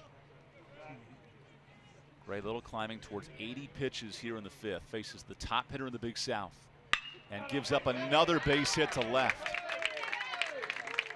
There's the 3rd hit of the game for Zach Neto, and the outfield was so deep, Cameron Irvine had no chance. It's so surprising to see how deep they're playing. It's almost in a defensive positioning. We've seen it cost them, extra bases with Campbell moving up in the face of these outfielders. And right there, if they're not quite as deep, you may have a chance at that baseball, but either way, great at bat by Neto, lays off tough sliders and earns himself that fastball over the middle of the plate that he absolutely hammers for his 3rd hit of the day. So Zach Neto had his 20-game hit streak snapped in his final game against Radford. He has come back with hits in 2 straight and a 3-hit game today. So nothing off for Neto as he comes back from injury. Here's Spencer Packard attacking the first pitch as he flies it out of play. Okay, so Packard is also on that list of possible MVP candidates. All he's done tonight is hit a home run, bump his RBI totals up to 58, which is now the new Big South lead, alongside 17 doubles, which is top 10 in the country. If you just had to pick a hitter, I think I would pick Packard. He's one of the best hitters I've seen play in a long time. The way he gets pitched, he doesn't get enough credit for how good of a hitter he is. He gets pitched around a ton just because of how dangerous he is. I just think that the defense and the versatility of Neto is what puts him over the top. But as a hitter, I don't know that you can top Packard. Runners are off on the pitch. Here's the throw to second by Sutton, and the ball gets away. That allows Denning to score. Neto takes a turn for the plate himself, and here comes a sprint to the plate, cashing in 2.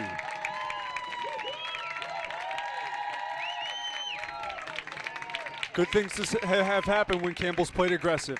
When they turned it up in the 3rd inning, they put up a 4 spot that caused some unforced errors. Here in the 5th, doing it again, pouring on pressure with the stolen base. Right there, the ball clips Neto, puts him in a good position, gets up, hustling all the way around, able to score from second base. It's impressive. He gets up ready to go. That's a 2-base error on that play. Just a crazy throw as Packard now rips one out to center. Well, he would have wanted the sac fly. Instead, he gets a line drive about 380 feet out to center. There's nothing worse than being an RBI guy, a hitter in the middle of the lineup, and having 2 guys come in and score right before you come up and getting hit with empty bags. I get his frustration there because that ball's hammered to dead center. He did everything and he could. Justin Hare says, "It's all right, kid. We added 2 runs in the lead. It's 7-2. That's tough. That's tough. There's the first out of the inning. And Colin Wolf now checks in. He's 0 for 2 tonight. Gray Little has had about every bad card thrown his way. Only 2 errors defensively, but it feels like 4 or 5 plays the Panthers could have made behind him. And after surrendering 9 runs in his last outing, here he is giving up 7 through 4 1/3.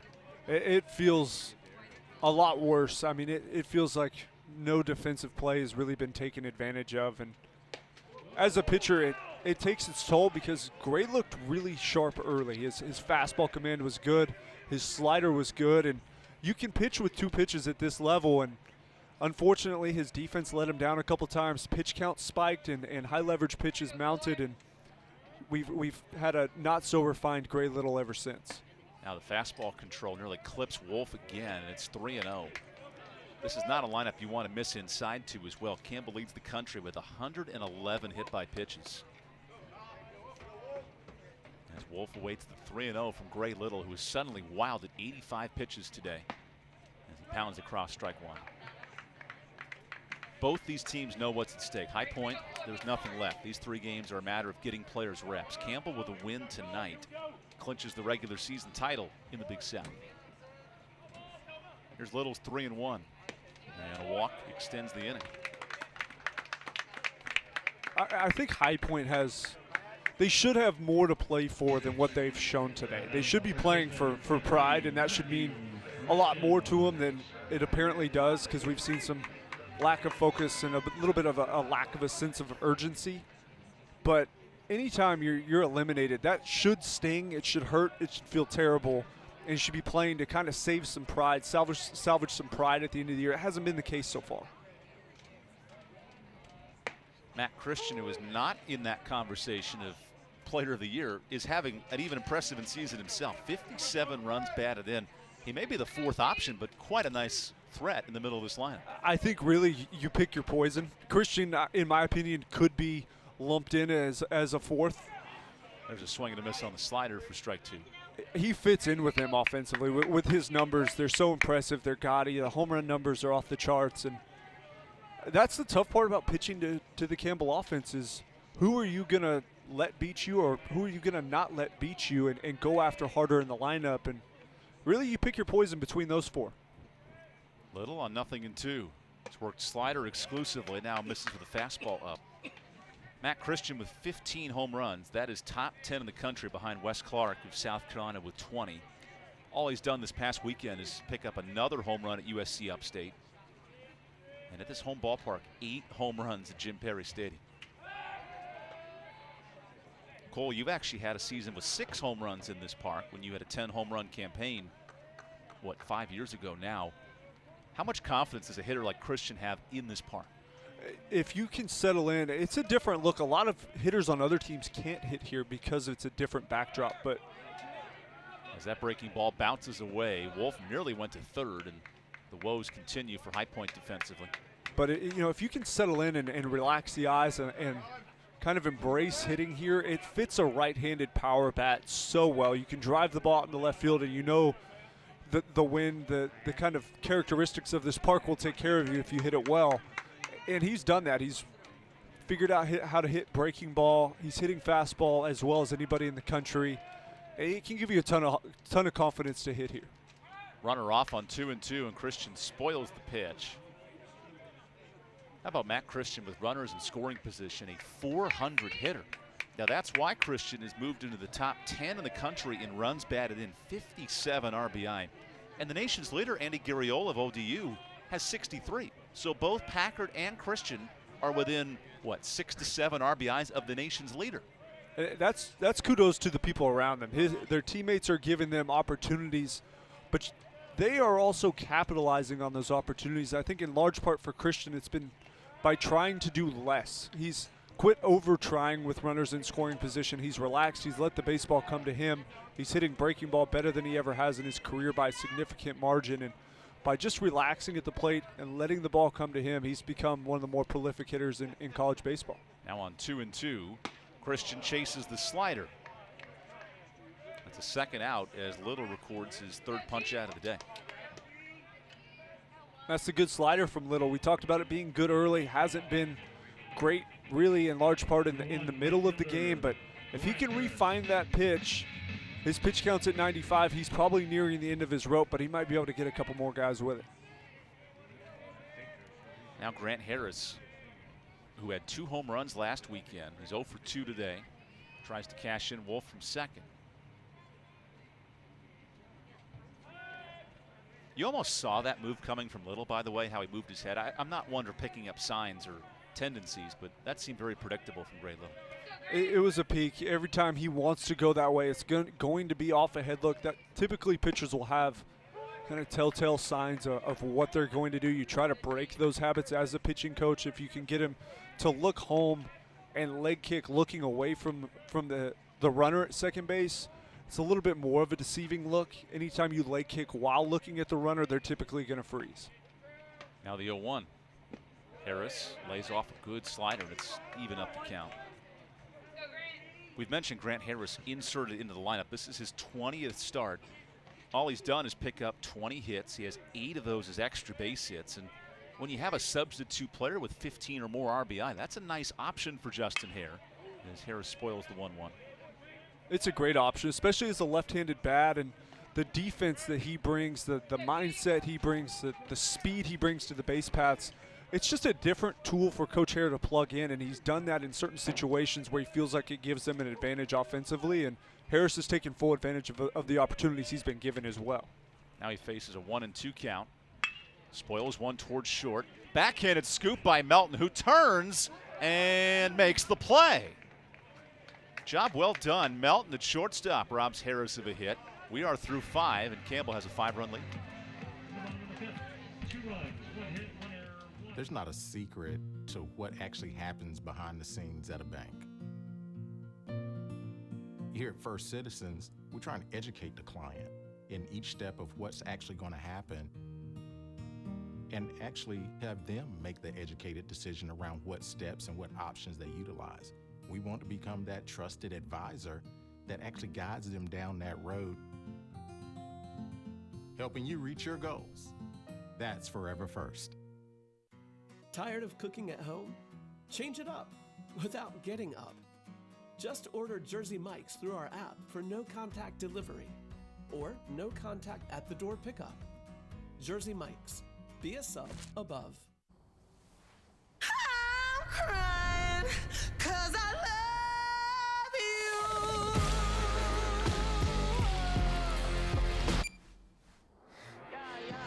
Pepsi Wild Cherry. The doctor said I had prostate cancer. I needed to do something else. I can I go to proton therapy? Hampton University Proton Therapy Institute. He said, yeah, you can do it, man. It's a breeze, man. When I went for the treatments, there were no side effects. Whatever you could do before, you could do it after. Thank you, Jesus. I'm so glad I can go down there.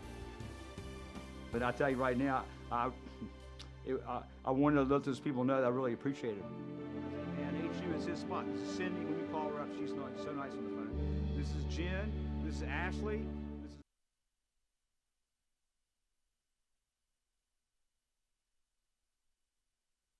Today. Beautiful look at Jim and Daphne Perry Pavilion here in Buies Creek, North Carolina. Campbell and High Point in their 3rd meeting of the season. First 2 matchups, very dominant for each squad. High Point won at home, 9-4. Campbell a 16-8 victory. And now Logan Heinzman misses inside to Cameron Irvine to start the 6th. This series will decide who wins the regular season matchup. Campbell's only team they have not beaten all year. Presbyterian won the series, and High Point has split the first 2 meetings. And worth noting, Presbyterian a big win tonight. They are now 17-15. They have almost clinched the Big South. The magic number is 1 for PC to get that 4th and final spot. Here's the 3-0 pitch, and a strike to Irvine. Who among the teams outside of Campbell is the biggest threat to make a run in this tournament? I think Upstate's probably right up there with the pitching staff they have. That the offense can get hot. They don't hit for a ton of power, but they can hit enough when they pitch it the way they're capable of. So I think if that pitching staff comes to play in the tournament, I think they could present a problem if their starters are able to perform the way they should. Here's a line drive off the bat of Sutton. That ball stayed up in the air, and that gives Packard plenty of time to make the play. Maybe off the end of the bat there just a bit? Just a bit. It kind of had a funky sound coming off the bat. Looked to have been maybe a changeup there from Heinzman. At 83 miles an hour, that's a good pitch from Heinzman, who was retired 2 straight. And the last one was with the bases loaded when this game was tight. 5-2, High Point had momentum. Heinzman's been a stopper all year. He absolutely has, and today's going to be interesting from Heinzman because he's so consistent. He's a guy that almost looks the exact same every time he steps on the mound and has for years. Since he stepped to Campbell, he just has always looked consistent and really unshakable, but today he's looked as uncomfortable as I've ever seen. The velocity is down, the control is not there, and it doesn't look like he's really fully aware of what the baseball is doing out of his hand. We'll see if he's able to work through it, but he looks good so far. Travis Holt flies one out to right, and while the control's a bit off, the results have been pretty good. 3 straight retired for Heinzman, who, Logan, to his credit, has reevaluated himself from a back-end option back to a starter, now to a long outing reliever, really in some big innings. And Heinzman, over his last 8 innings of relief, no runs allowed, and only given up 4 hits. He's really a guy for the bullpen. He goes out there, he executes the game plan, just like today. Feels terrible, doesn't look great, but is finding a way to get it done.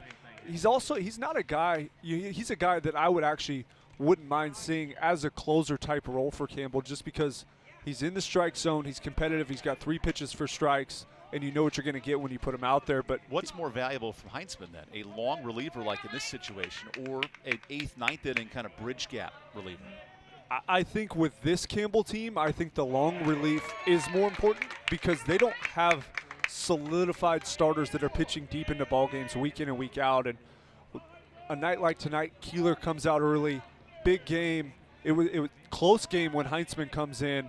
He needs to throw 3 or 4 innings. He can essentially close the book on this game. I think it's more important this year. Here's the 1-2. Just a bit outside to Jackson Melton, the High Point shortstop, who's 1 for 2. I think of a role like David Berg of UCLA about 8 years ago when the Bruins won the national title. Led the country in innings. He was a former starter who was a sidearm reliever, would throw 4-inning outings and shut the door. As Heinzman nearly does the same. Here's a ground ball to Waldy Arias. 4 up and 4 down for Heinzman. Put him in any role, he'll get the job done. And through 5.5, Campbell is a 5-run lead.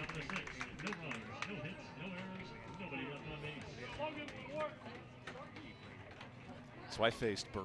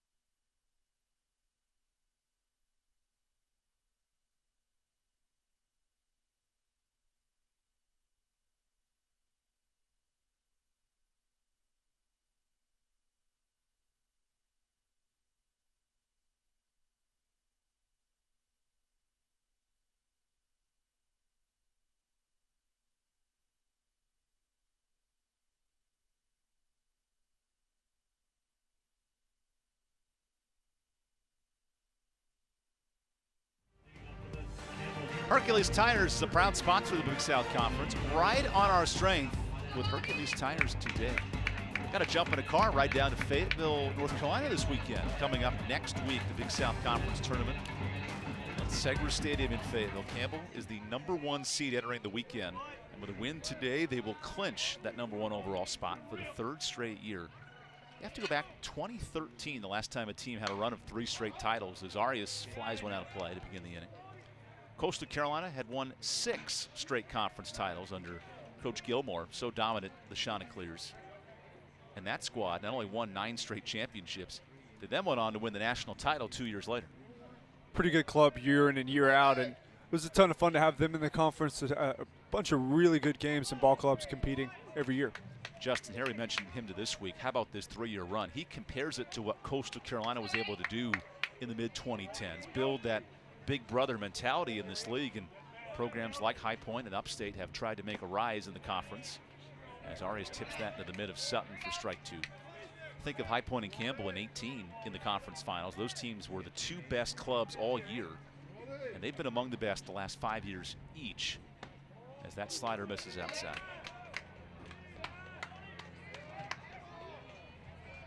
Now High Point's pitching is not at a level this year where they can compete for a championship, an ERA above 6. And Gray Little, their best pitcher on the staff, works the count full. Campbell's pitching, meanwhile, has been locked in the last 10 games, an ERA below 2 in the last 10 conference games. They've won 7 straight, and there's a walk to Arias to begin the bottom of the 6th. You wonder how much longer we're going to see Gray Little stay out there. Pitch count reaching 99 on the evening. Another walk to lead off with Arias. You'd think that that rope might be getting shorter and shorter here, depending on how this at-bat goes with Babbitt. Back-to-back innings with a leadoff walk for Gray Little, who has been asked to not only eat up innings, but really be a stopgap arm for High Point that has struggled with starting pitching. In fact, less than 30% of their starts have been quality in terms of 5 innings or more, less than 5 runs. The Panthers pitching has been woeful this year, and they face an offense that is top 10 in the country in scoring. That's a tough combination as Ty Babin digs in. It is, and minus a couple errors, this still is going to go down possibly if Gray Little is able to get out of this situation as a quality start with over 5 innings pitched and 5 runs allowed. This High Point team should be in this ball game if they played good, clean defense and they took advantage of a few opportunities offensively. Babin pokes one back to the pitcher. Little's only play is to first, and he makes it to start off out number 1. Again for Babin, though, on that swing. Not a great out, but another productive play moving Arias in the scoring position. Exactly. Not a great swing, not a hard-hit baseball, but it doesn't always need to be. You pull the baseball on the ground soft enough. You move Arias up into up to second base with 1 out. And how much does Babin know that about his offense? A hitter, every player has an ego and some confidence, but you know that Arnold and Neto and Denning and these players are up behind you. That's what I love about Babin is he understands his skill set, but he also understands his role, and he's willing to give up at bats to move guys around and let the dangerous guys up top take care of business. Ooh, what a catch by Stewart. That's a heck of a defensive play. I mean, not for a good reason, but that saves a run. It does. And we just saw that an inning ago, 2 runs on a throwing error. I thought that ball out of the hand was going into right center field. Tough outing for Gray Little, his last start of the year. Arias with an excellent jump, and instead he holds on strike 1. And you see Arnold there kind of peek back to Arias. He thought the base was stolen as well. Arias, if he's going to take that lead, he needs to steal because now he's taken a strike away from Arnold at the plate. He might have hit that. That wasn't a great breaking ball, kind of hung over the plate. So if you're going to take that lead and you get your timing, you have to go. This ball gets away from Sutton, and who needs the stolen base with a wild pitch? Actually, you know what? I'm going to say that's a pass ball. I think the catcher needs to block that. That has to be blocked. At this level, you want to call yourself a college catcher, you need to understand that ball needs to be blocked, and that should go down as a pass ball. Arias will take it. That is a wild pitch, officially ruled. I'll have to check on that between the innings. There's Little on 1-1. There's a strike. Gray Little is 3rd in this conference in strikeouts, 80 punch-outs coming in. Today, he only has 2. Defense has not helped, but Campbell's approach has been impressive as well. Little wants a strikeout here on 1-2, and he's got it. That's a good slider. He's had it all day at times, struggled to find it at times, but maybe not a bigger one than that one right there with Arnold up. Runner on 3rd, you have to dial up the best thing you have, and that sharp slider just taking off to that lower outside corner. Really great execution there to pick up a strikeout. Instead, Connor Denning slots in with 2 outs. Arias, excellent speed for 3rd. Keep an eye on a wild pitch here, as that slider is dotted up for strike 1. Denning is a .350 hitter with runners in scoring position. That's difficult to do. He sits with a sacrifice fly today, and now Arias at 3rd. Here is a strike. It's 0-2. I don't know what's gotten into Gray Little, but with runners on, he has been locked in this inning. He is, and to be that locked in, that fastball inside corner to a lefty for pitch number 111 is truly, that's impressive.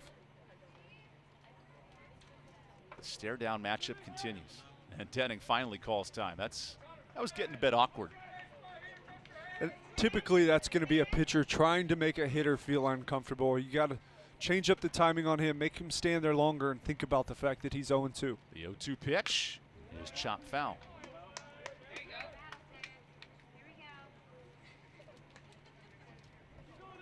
Connor Denning tripled in the first inning. That is now his 4th triple of the year. This Campbell team, among the many things they do well, 15th in the country in triples. That was their 17th three-bagger of the year. There's Little on 0-2. Denning floats one to left, and that's a 2-out base hit. Look at Denning sprint for second. He has a double, and the offense continues to click here in the 6th inning. That's why he's rated as one of the best hitting outfielders in the country right there. He does hit for power, hits the ball over the wall, pull side all the time, but with 2 strikes, gets a great slider and just does his job, drags that bat through the zone, flips it into left center, and little stumble there, but hustling out of the box. Great job picking up 2. And momentum is fickle, and he found a way to keep his footing. That was difficult there for Denning. The momentum for High Point is leaking out of the building because that should not. You have to go field the ball in the gap with more sense of urgency than that. And so far, the outfield has played very passive, and the Campbell base runners have run right in their face. Does not get much easier. Here's Zach Neto with 2 outs. Gray Little takes a peek. Neto has returned from injury and done everything right. 2 singles and a double today, making up for some defensive miscues with 2 misplays. Now Little has nowhere to put Neto here with 2 outs. Ground ball foul.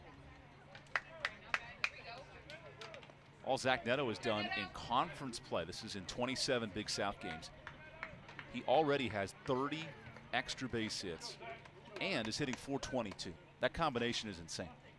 It's insane. To hit, really for that average at any level is insane, but to do it at the Division I level is just crazy. To do it as a freshman is even crazier, and to do it with the amount of home runs and extra base hits, I mean, you name it, it just gets harder and harder to do, but you throw him in the 3-hole, it works. You push him over to shortstop, it works. He's just a guy that's always ready to go. Little on 1-1. Denning sprints for third, and he's got it easily. That is stolen base 81 for Campbell this year. That is quadrupled High Point's total in stolen bases. Quadruple. Campbell, and it could be something to do with skill set. I get that. Not all teams are built to run like others, but that's a wide margin.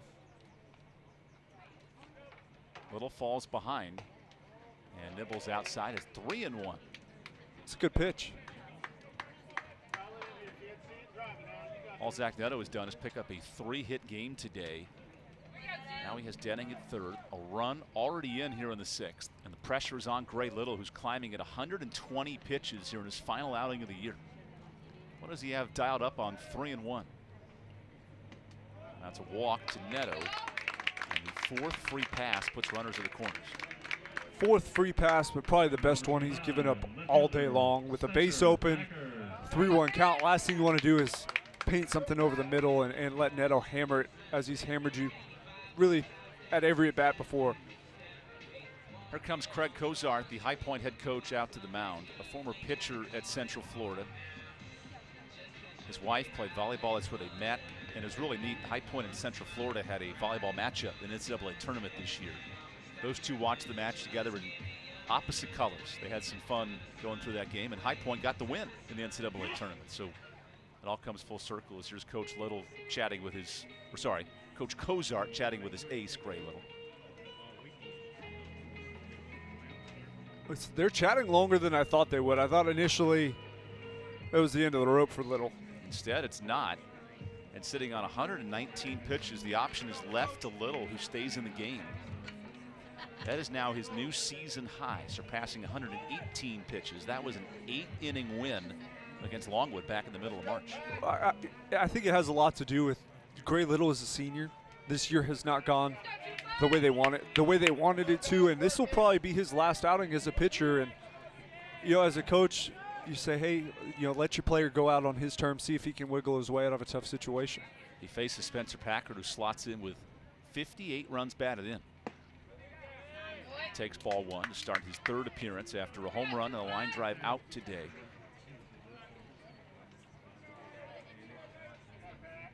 The race for the RBI lead in the Big South sits right here. Christian and Packard are tied with 58 apiece.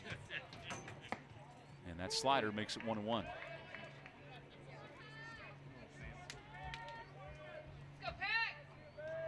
Campbell scored 4 in the third to break this game open. The nation's 5th leading run-scoring offense at 9 runs a game is clicking here in the 6th. Now the 1-1. That stays inside.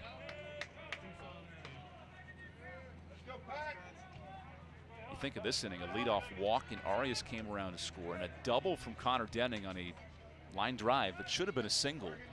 He then stole third, and here he is now in scoring position. Little's breaking ball stays up, and all of a sudden control is an issue here for Little in the 6th inning. It definitely is, and I'd be surprised if this inning continues after Packard. I'd be surprised with the pitch count and some of the control issues creeping in if Gray Little gets to stay in this game. Here's the 3-1 to Packard. Beautiful pitch for strike 2, 78 miles an hour with that slider. Remember, Little had a season-best 10 strikeouts in relief against Winthrop on May 1st. Earned the win, one of 3 wins for the Panthers. Now he faces the top hitter in Spencer Packard. Runner off for second. It's a line drive to short. And the play is made by Melton to end the inning. Not before Campbell adds a run on. It's 8-2 as we go to the 7th. In the bottom of the 6th, there was 1 run, 1 hit, no errors, 2 left on base.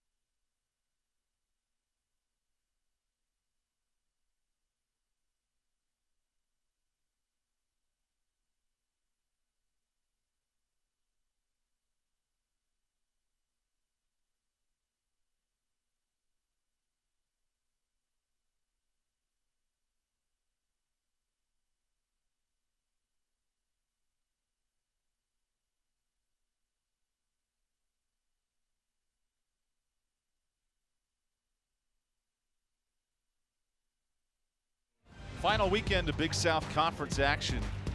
How about this race for first place? Campbell with a win today clinches the Big South title, which is 4 teams making the tournament. All of a sudden, 7 straight wins. The Camels are cooking in the Big South. They sure are. They found a way to put it together late. They've gotten better and better as this season's gone on, and really they seem to be peaking right at the right time going into playoff contention. Logan Heinzman goes back out to work, his 3rd full inning of relief, and he flips in 2 quick strikes to Joe Johnson. Johnson with 2 hits today. He now has 8 in his career in just 5 games against Campbell. He's been a clutch hitter at the top of this order. Heinzman's 0-2 is way up. The combination of Keeler and Heinzman have worked here into the 7th. That was the same duo that pitched last week against Upstate as Campbell took game 1 of the series.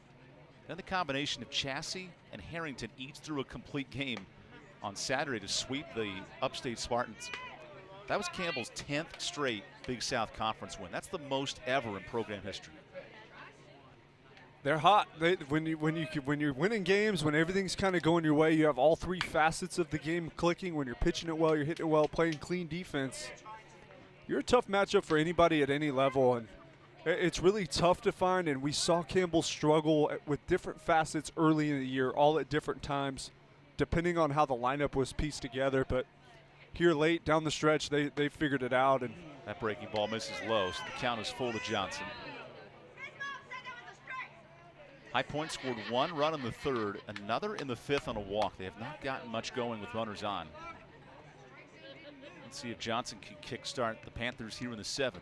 As the 3-2 is drilled out to right. Harris gives chase into the corner, and that ball is off the bottom of the wall.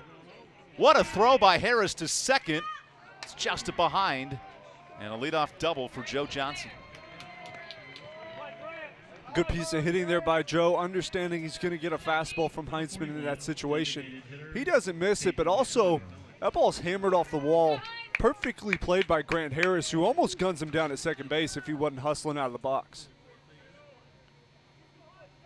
That is the first extra base hit for High Point in this game. Remember, this team was 4th in the conference, 74 doubles. That's their first double of the night.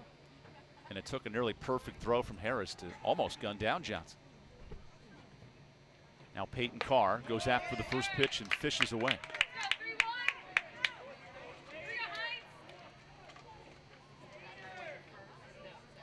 You do wonder as an offense when your pitching staff allows 8 runs a game, how difficult that can be to continue to produce, despite the fact they average 6 a contest. No easy task here. It gets tough. You feel the pressure mounting before the game. As an offense, when you understand to be in the game, you need to score 8 runs. You start reaching for opportunities, trying to do too much, and then you get yourself out a couple of at-bats. Next thing you know, you're chasing 5-6-0 in the 4th or the 5th, and it gets even harder from that point. Logan Heinzman, who sits in conference play with a 1.6 ERA. That's in 30 innings of work. Now brings home the 1-1. And on a night where Logan's not had his best stuff, he's maneuvered his way through 2 scoreless innings and kept Campbell not only ahead but extending the lead. A lot of it in large part is because he's experienced. He knows what he's doing. He understands his misses, but he also has confidence in 3 pitches, and anytime you have 3 pitches, you're bound to have one of them on any given night, and he continues to find a way. And he did go around on that check. Oh, whoa. He did not go around on the check swing. I swore Peyton Carr went there. I wasn't sure it wasn't a strike anyways. It's hard to tell, but I thought it was either a strike or he definitely went around. Either way, I had it as a strike. So instead, the count is 3-1 to Carr, the DH. Here's Heinzman to the plate. And that ball tips off of Baba, and the count is full. Logan Heinzman, in fact, he inherited a bases-loaded jam, got out of the inning. This year, when facing runners in scoring position, Heinzman batting average against is below 100. That's impressive. It is, and that's when he comes in. That's when Heinzman does his best work. The 3-2 is chopped towards second. There's Colin Wolf all over it, and the first out of the inning. And not the at-bat Carr maybe probably wanted to piece something up, hit it a little harder, but finds a way to be productive, gives up his at-bat, punches that ball over to Colin Wolf for the out. But now with the runner at third base, 1 out, I know this game's 8-2, but you got to start chipping away at some point, and he sets his team up for a great RBI opportunity here. This is Cole Singsank, the hottest hitter in the High Point lineup. Comes in with hits in 10 of his last 12 games. There's the first pitch. That breaking ball is a bit low from Heinzman, with the Campbell bullpen slowly warming up. Not many options out there for T-Rob, Tyler Robinson at the moment. Combination of Heinzman and Keeler have pieced it together here through 6 1/3. And now the 1-0 from the redshirt senior. He is called a strike with a slider. If you're Sing Sing in this spot, you have to find a way to put this ball in play and drive in a run. You do. You have to be disciplined. I would almost sit breaking ball against Heinzman. That one would have been a great one to just hit some sort of ground ball back up the middle, but because all of a sudden he's down 1-2 in the count. You have to be looking to simplify the job. Typically you'll have 1 strike for you, 1 for the team, and then you work with 2 strikes, but you don't try to do too much. Drive something up the middle, fly ball up the middle works. So does ground ball. And if you just simplify the at-bat, pick up the RBI, may not look great on the batting average, but they need a run as bad as they ever have at this point. Here's the 1-2. And this may do it. Ground ball to short, scores the run, and Neto records the second out. That cashes in Joe Johnson. And characteristic of a good hitter in Sing Sang, finding a way, 2 strikes, gets the slider. Not the best one we've seen from Heinzman out over the plate, and Sing Sang doesn't try to do too much, hitting that soft chopper over to Neto. And if you're the Campbell coaching staff, you will live with that run scoring because of how this game sits at 8-3. Absolutely. Campbell's going to trade outs for runs right now. As long as they don't start giving opportunities away, and if you think they're going to score 5 runs on their own, I would beg to differ at this point in the game, but they're going to trade that run for an out all day long. Here's Adam Stewart, who's had a tough day at second base defensively. Works ahead 2-0 in this at-bat. The Panthers, when trailing after 6 innings, have won just 1 game this year, 1-20. They have their work cut out for them here in the final weekend of the regular season as the duo of Keeler and Heinzman have kept High Point at bay. And now a 3-0 count to Stewart.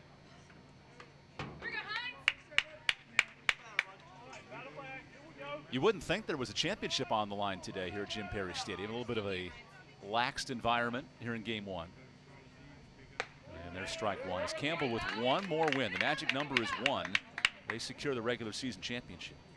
It's crazy. It feels like another game. The team seems very relaxed as well, and part of that could be the big lead they jumped out to early, but this ground ball fights through the right side and a 2-out single by Adam Stewart. Is there something to keeping that same mindset, that same composure from an important game like this to a regular game on a Tuesday? I believe so. I think Campbell's doing a great job. I think they're handling this exactly as they should. It's not overhyped. They're not buying into the moment. They understand that they've won a ton of conference ball games this year. This one's no different. It's a Friday night game. You got 2 of your best arms on the mound.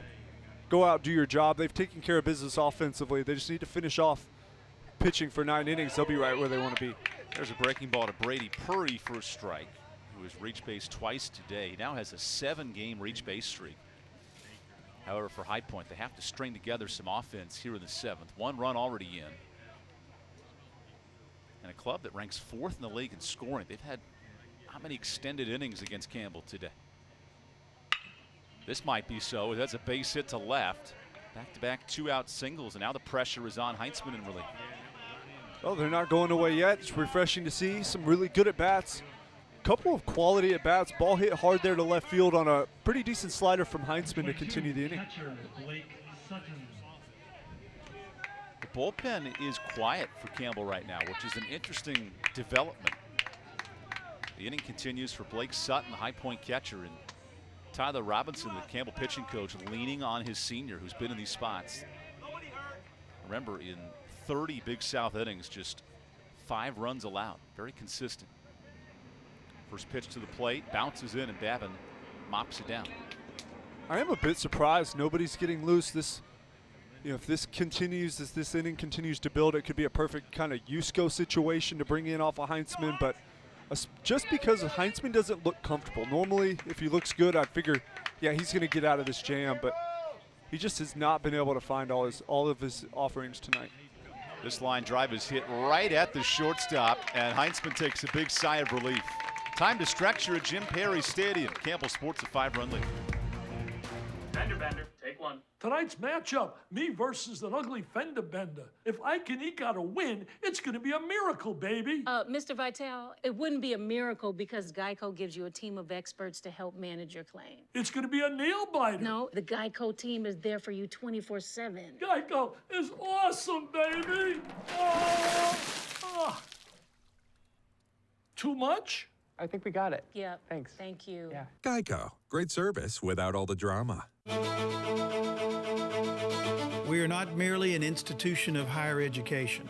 We are transforming lives and empowering students to become leaders. Leaders in our communities, in our state, and throughout the world. Leaders in innovation. Leaders in service to our neighbors. Join our movement. Join our community. Join our mission. Lead with purpose. Lead with Campbell. High Point University is focused on preparing students for the world as it is going to be. There's a growth mindset in our institutional DNA. So while our campus growth is impressive, the true relevance lies in how HPU creates an innovative learning environment that fosters the entrepreneurial spirit in the minds, in the hearts, and in the souls of our students. This is High Point University. Extraordinary. Beautiful day to sit on the lawn and enjoy some baseball here in Bowie's Creek, North Carolina. Fans sitting on that hill outside of right field, and what they've seen so far. It's a Campbell offense that came into this game 5th in the country in scoring. All they've done is match it with 8 runs today, and now forcing a pitching change for the High Point Panthers after a dominant offensive start. They look good. They set the tone early. Them and Cade Keeler were feeding off one another through the first 3 innings. Jumped out to a big lead, have settled in ever since, adding 3 more to the total, taking us here to the bottom of the 7th. It's an offense you expect big things from, and more often than not, especially tonight, they've been able to deliver. Campbell tries to take the lead in this series. They split the first 2 matchups. A dominant game 3 as Colin Wolfe digs in against Sean Duffy. In the right-handed arm for the Panthers after Gray Little threw a career-high 121 pitches, the senior, in his final outing. Here's Duffy, the true freshman out of East Harbor Township, New Jersey. Rears it up and misses outside at 88. Definitely a different look from the right side than what Sean Little provided last inning. It's quite a bit different, and it's a really big rear up and effortful, I guess, delivery. Max effort delivery. But it doesn't come out any harder. It's still 88. So don't buy into the delivery so much. Just trust your eyes, let the ball come out and see it deep, because it's not coming out as hard as it looks like it should. Duffy to the fastball, and it's 3-0 on Colin Wolfe.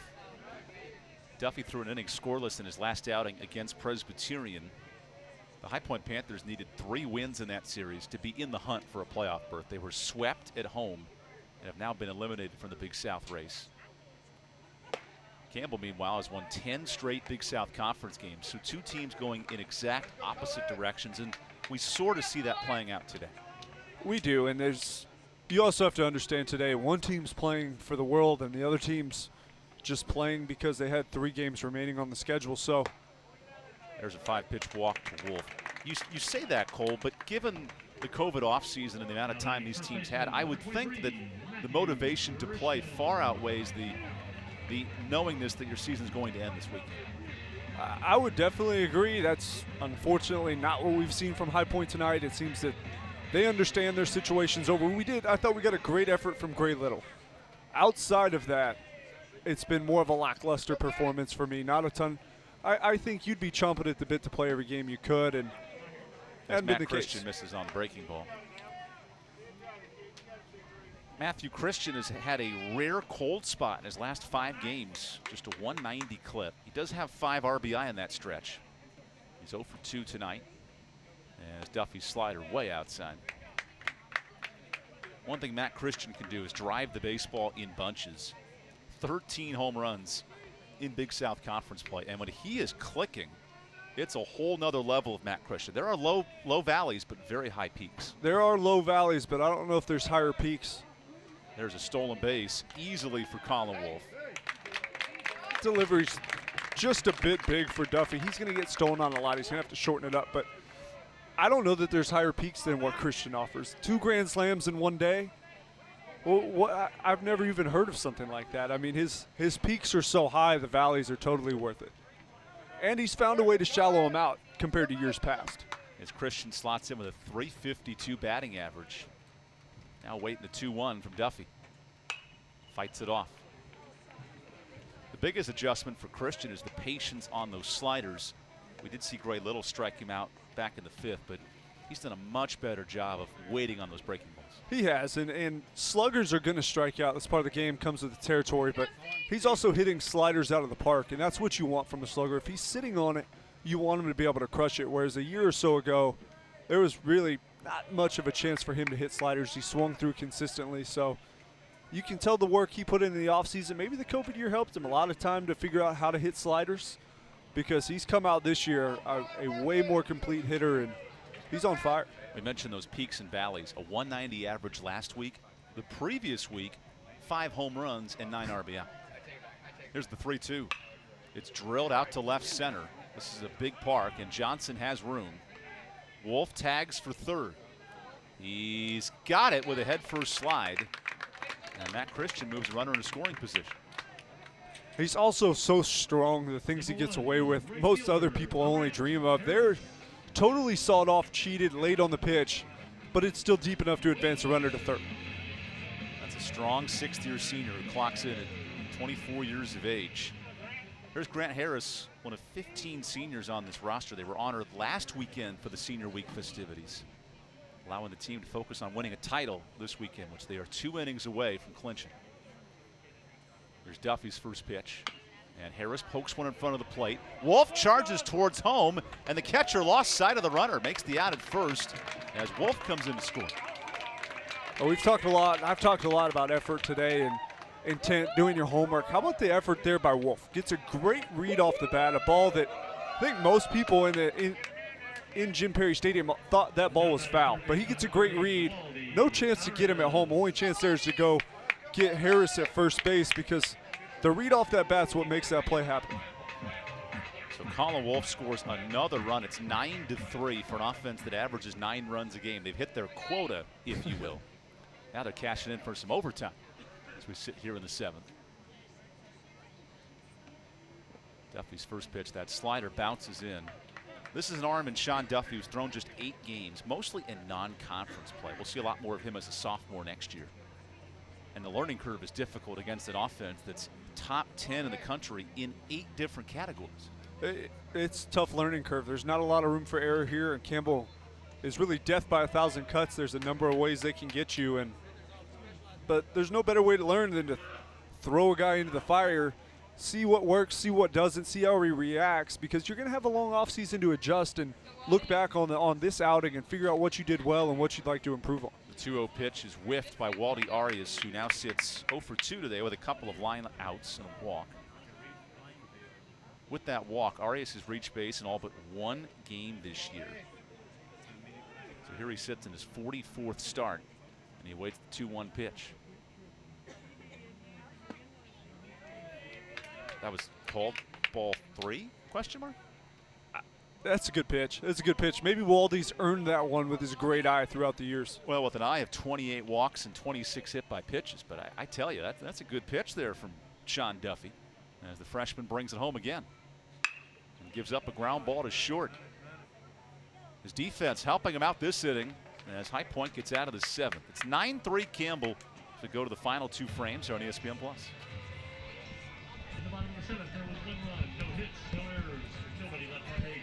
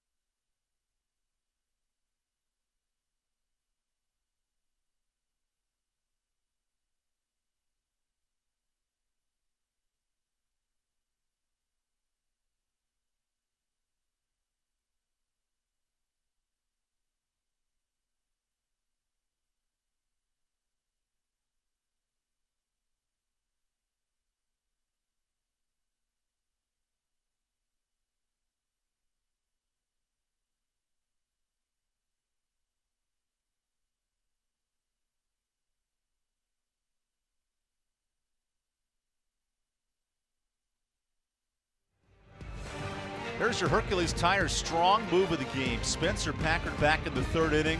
How about this moonshot over the scoreboard?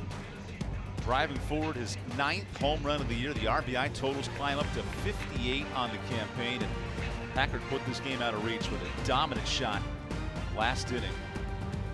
Camels have followed suit with 9 runs in the game. And now Cade Boxrucker comes in for relief. He enters for Logan Heintzman here in the 8th.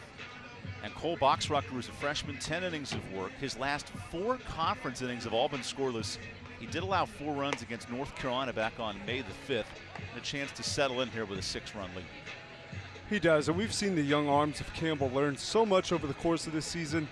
They're settling in, they're getting better and better, and they got a chance to be really special if they continue to grow. Campbell is a squad. This pitching staff has really stepped up over the last 10 games, an ERA below 2 on the year. And Boxrucker tries to join the party as he enters out of the pen.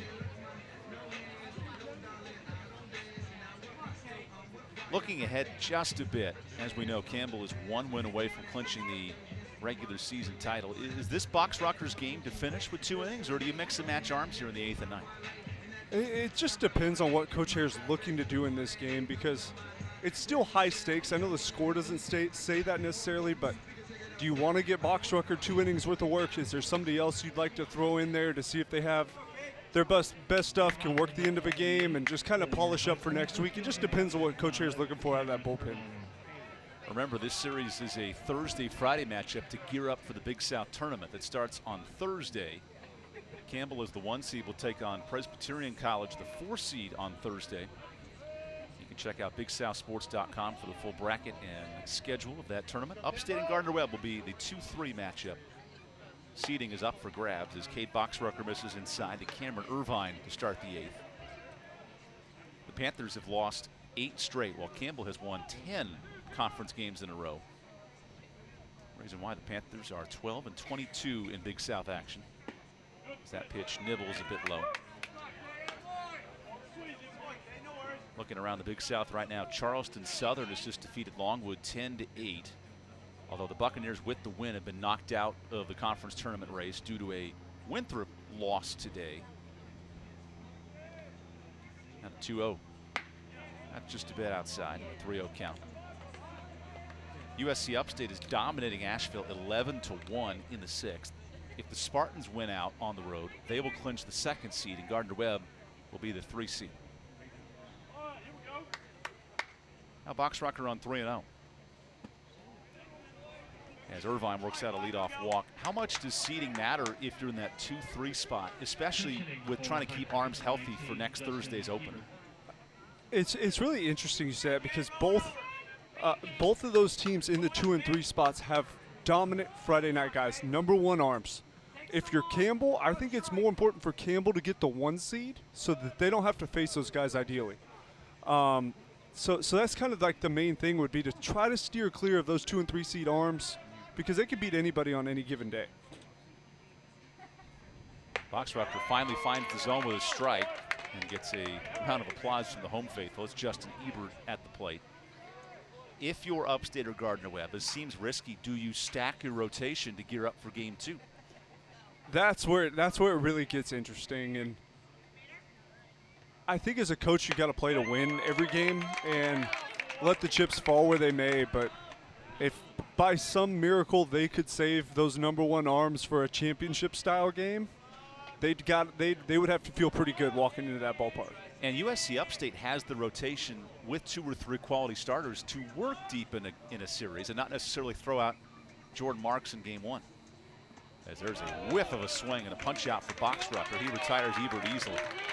They really do. I think of the top 3 seeds, I think Campbell has the biggest question for starting pitching, but I think they also have the potential to have the best bullpen. As you see the breaking ball there for the punch out, that's as good of a breaking ball as you'll see in the conference. The bullpen for Campbell can get big outs, big situations. They can extend innings. I think for Campbell, the last question remaining for them is, do they have 3 solid arms that can pitch deep into games? As we've seen in conference tournaments, however, it's not about the starters. It's about finding enough arms to get through a long week. Now, with 4 teams, it's a little different schedule-wise. You don't play the 5-6 games in a tournament. But that first game, winning the game number 1, is so important to going deep in the tournament. It is, and can you get through that game without expending Heinzman? Because if he goes 4, chances are he's done for the tournament. He's spent. So do you have a starter that can go out, give you 5 or 6 innings, give that offense enough time to develop against a Friday night type of arm on the other side? So if you're Justin Hare looking forward to next Thursday, do you throw a Ryan Chassie possibly in game 1 as opposed to the Keeler-Heinzman kind of tag team option? So with this being said, I love Keeler. I love his stuff, but he's not ready. And we saw that today because he was all cylinders go through 4 innings or so, and then the wheels kind of started to fall off. If that happens and you have to bring Heinzman in for 2, 3, if this game's closer, Heinzman could still be in this game. I would go with Chassie. He gives you the best chance to mix speeds, and he's kind of the safest bet you have at this point. There's a line drive caught by Wolf and a double play. The senior captain is locked in defensively. He knows a title is on the line, and we'll have that when we return on ESPN Plus.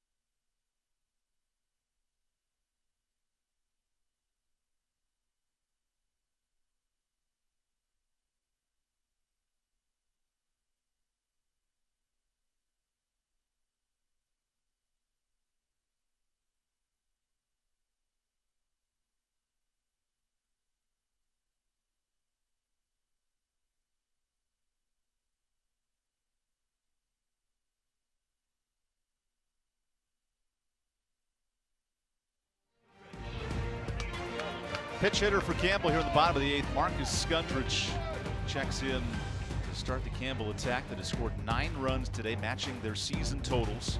An offense that now ranks 5th in the country behind Wright State is the most impressive offense in the Big South and in the NCAA, and they have followed suit today.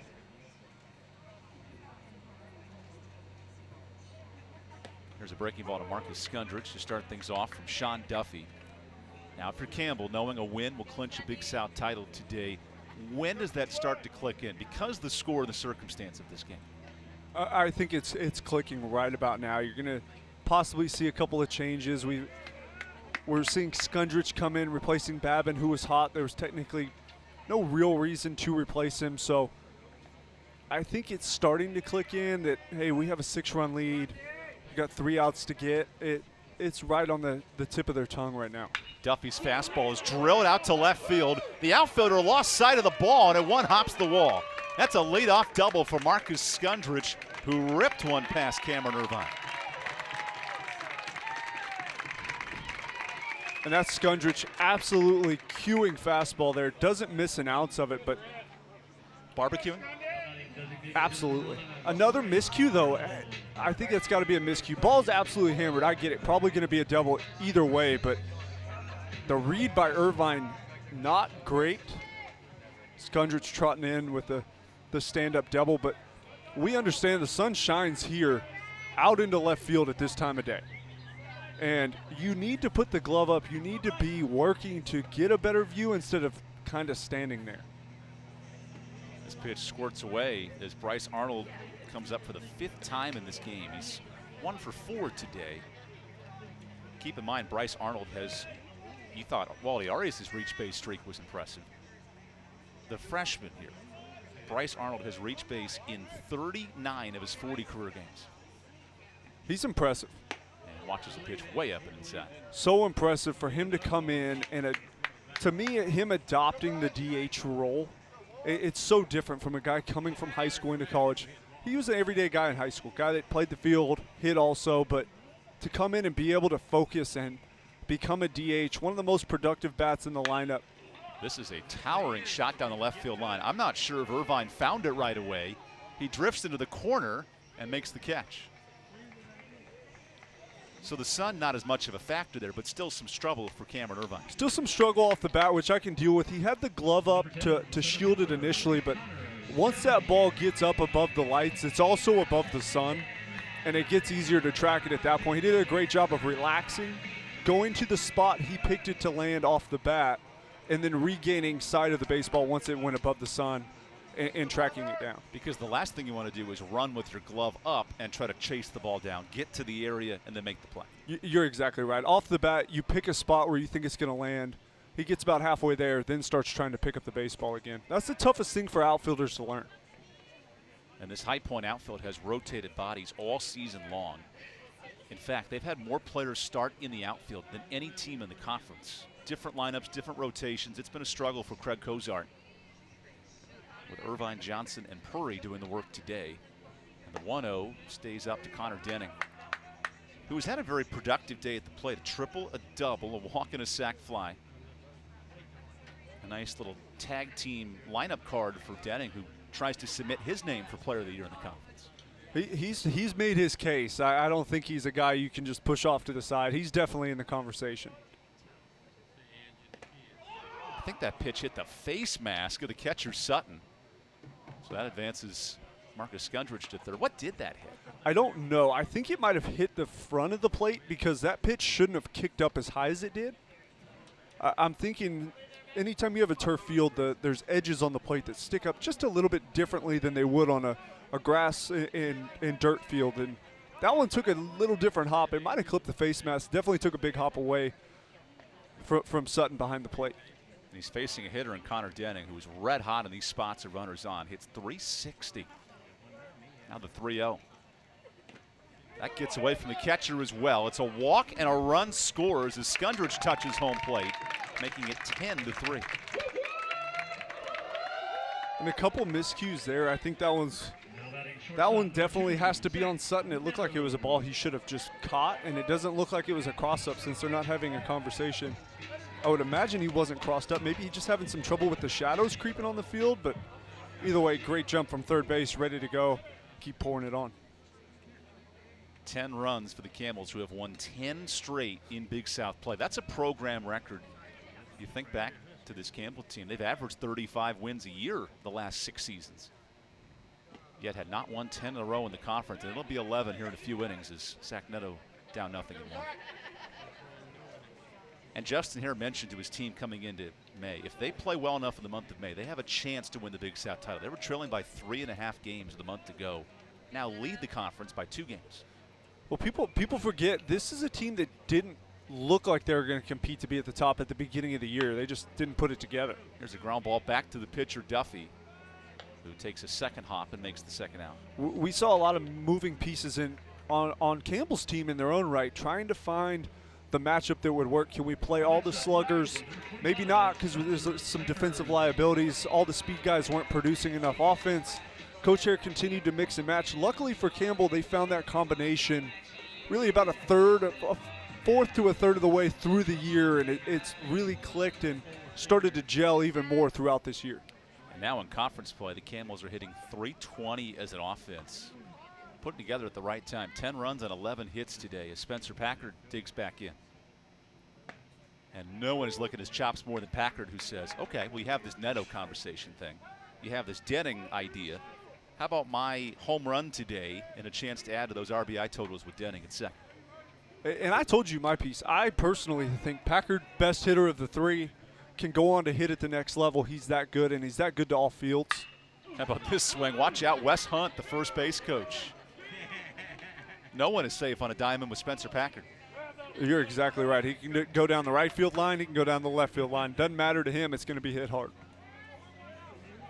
Spencer Packard led the Big South in doubles back in 2019. He is now top 10 in the country in doubles, with 17 of them here this year.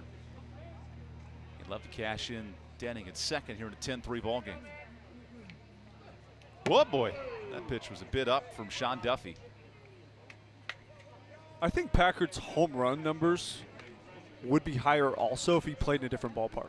And I don't think he gets that credit either. At Jim Perry Stadium, you play half your games here, the ball does not fly to right field. It flies to left. The wind stream will blow out to left 75% of days, especially when it's warmer, that ball will fly. But the guys he's competing with, minus Denning, right, who hits from both sides, but the guys he's competing with for home runs are right-handed guys. And he's at such a disadvantage being a left-handed hitter in this ballpark. The 1-2 is swung on and whiffed. This will be a strikeout wild pitch, so the run scores, and Packard is safe. Also an RBI for Spencer Packard as well, so 59 on the year in maybe the craziest way possible. This thing's starting to get a little wild. That's one that, as a catcher, it looks like Sutton's starting to lose focus a little bit. It's been a long game. He's been beat up. We've seen a ton of balls, but this is a changeup down and right through the 5-hole of Sutton behind the plate. That's something catchers pride themselves on. Did a great job earlier in this game, but the wheels are starting to come off later in this game also as he's getting beat up more and more, and this game's getting a little bit further out of hand. Two-out rally continues for Colin Wolfe. High Point, oddly enough, and we found this stat from Joe Temple in the SID for the Panthers, they have allowed 9 runs on strikeout wild pitches this year. That is something that is hard to comprehend in a 60-game season. It is. That's way too many. That pitch misses outside. The rotation of catchers, the new outfield unit that has basically changed every week for Craig Cozart. Club that would love to get back to the levels of 2018 when they were second in the conference, reached the conference finals. A much different task here for a club that has 12 conference wins. As Colin Wolfe skies one out of play. Remember, Campbell has won 11 of its last 12 conference games. And Campbell's playing like a typical Campbell team would. Ton of offense, decent defense, and they're going to pitch it well enough to win, but not a typical High Point team at all. They're usually a chirpy, kind of aggressive, chip on their shoulder team that's going to get after you for 9 innings and do the small things right. That hasn't been what we've seen from them so far this year. Here's a line drive from Wolfe. The offense continues, and back at the wall, no chance for Irvine. That's a 2-run shot for Colin Wolfe here in the 8th.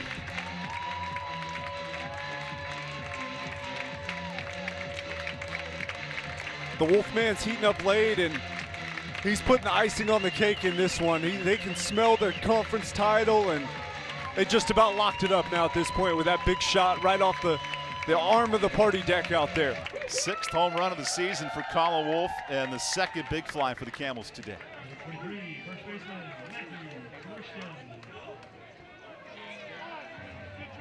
From one home run hitter to another, here's Matt Christian, who leads the team with 15 home runs. No team in the country scores as many 8-inning runs as Campbell this year. They have 4 in this inning. That's a great stat. I mean, it says a lot. You talk about High Point trailing after 6 innings. They've won 1 ball game out of maybe 20 or whatever the stat was. It was absurd how many games they've lost. But Campbell, whether they're up a lot or they're down a lot, they score in the final third of the ball game. They never give in, and they continue to add. And another 2-out hit. That's Matt Christian with his first base hit of the evening. I tell you, when it rains, it pours, and the creek is certainly rising here in Buies Creek, North Carolina. It is. Coach Hare has found 9 guys that feed so well off one another that they put up big inning after big inning. You see up on the board, in 3 innings they've scored 1 or more. They've scored more than 1 run, and they've scored in 6 of the 8 innings they've hit in so far. It's just an offense that never gives up, never gives in on at bats, and it just wears the pitching staff out. At some point, something's got to give, and they're going to score their runs.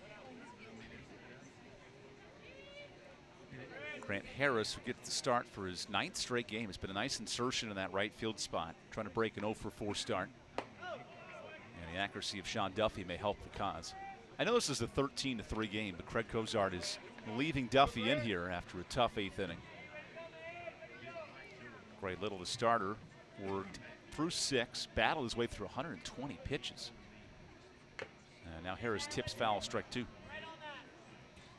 Duffy, in his own right, should have been out of this inning as well. Couple tough breaks for him, couple misplayed balls, couple pass ball wild pitches depending on how it's scored, but probably pitches that should have been blocked up and thrown out for a strikeout. But tough inning. We've seen High Point pitchers just kind of get a tough draw this year.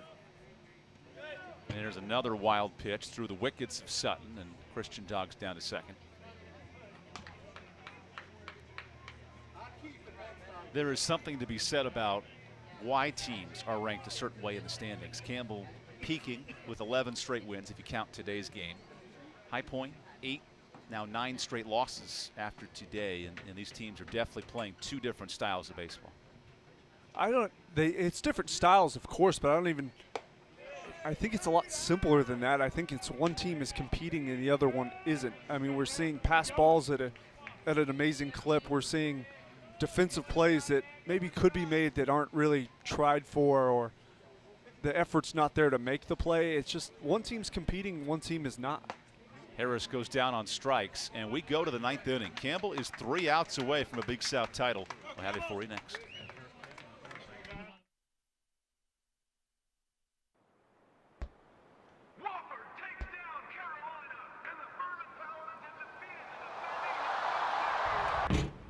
The underdog. The long shot. The nobody from nowhere, never gonna happen in your dreams, kid. 100 to 1 shot. We know something about that. We're with you every step of the way. Power isn't born, it's built over time. For over 65 years, Hercules Tires has been providing the muscle to move more drivers. Whatever the vehicle, whatever the terrain, and we back it with a powerful protection plan. So wherever the road or the trail takes you, we have the selection, value, and strength to get you there. Hercules Tires, ride on our strength.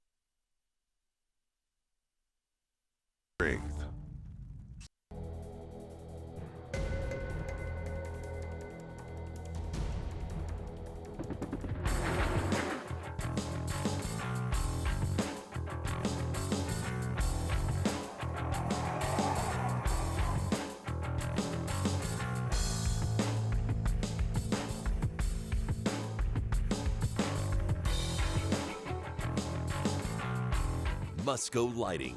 We make it happen. Welcome to Buies Creek, North Carolina. Picture-perfect night for baseball, and the Camels are 3 outs away from adding to an impressive conference season. 13-3 our score here in the top of the 9th. Camel offense clicking on all cylinders tonight, and Cade Boxrucker returns for his 2nd inning, trying to shut the door in this final frame. He is, and maybe the second hardest inning the Campbell pitchers had to throw. Probably the 3rd, right? Keeler, the 1st inning, there's a ton of butterflies. Heinzman coming in a big situation, but here you can almost taste the championship, and you have to find some way to calm your nerves, cool your heart rate down, and just fire strikes over the plate and let High Point get themselves out the final 3 times of the game. Here's Joe Johnson facing a massive shift. Waldy Arias is all by himself. It's a 2-0 count as Boxrucker misses inside. Cade Keeler in line for the win, 4 2/3 innings. That would be a 6th win in Big South Conference play, with Heinzman a big help in the middle of the game with 2 1/3 scoreless. Now it's on Cade Boxrucker in the 8th and 9th as Campbell looks for an 11th straight Big South win. Here's the 2-0. Johnson thinks about a bunt. Might as well try it there if you're Joe Johnson, given the shift. I wouldn't. That's a dangerous play if you lay that bunt down. Dangerous for who? Campbell's defense or for his batting average? Dangerous for the guys hitting in the order behind him. There's unwritten rules in baseball that maybe don't exist as much today as they once did, but are still there. And if you're going to bunt on a shift in a 13-3 ball game. So you're of the opinion then that a team leads 13-3 should not hit a home run on a 3-0 count? Yeah, I would agree with that. Okay, I'm of a different opinion. I think a team, if they're winning, should continue to win. And if a team is losing, should find a way to stop them from winning. I think you take 3-0. I don't have a problem if you hit a home run after that. Here's a line drive to center. Denning retreats back, and he's got out number 1. I like the unwritten rules. I think they add to the game. There's just that's what makes baseball different. And there's a lot of ritual and tradition to the game. Now, if it's a close game, if it's 4-3 and you get a 3-0, 5-3 you get a 3-0 pitch, by all means hit it out of the park.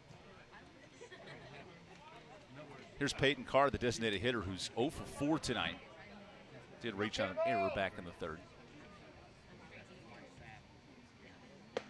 Good breaking ball from Boxrucker for strike 1.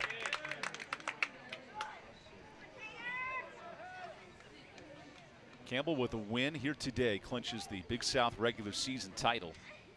The last time a squad won 3 straight was Coastal Carolina in 2013. That was part of a 6-peat as this ball's floated out of play. We have not seen a dominant program since Coastal left the conference in 2015, and Campbell has seemed to rise in that rank and now become the top dog in the Big South. I would say that Campbell has assumed that role now.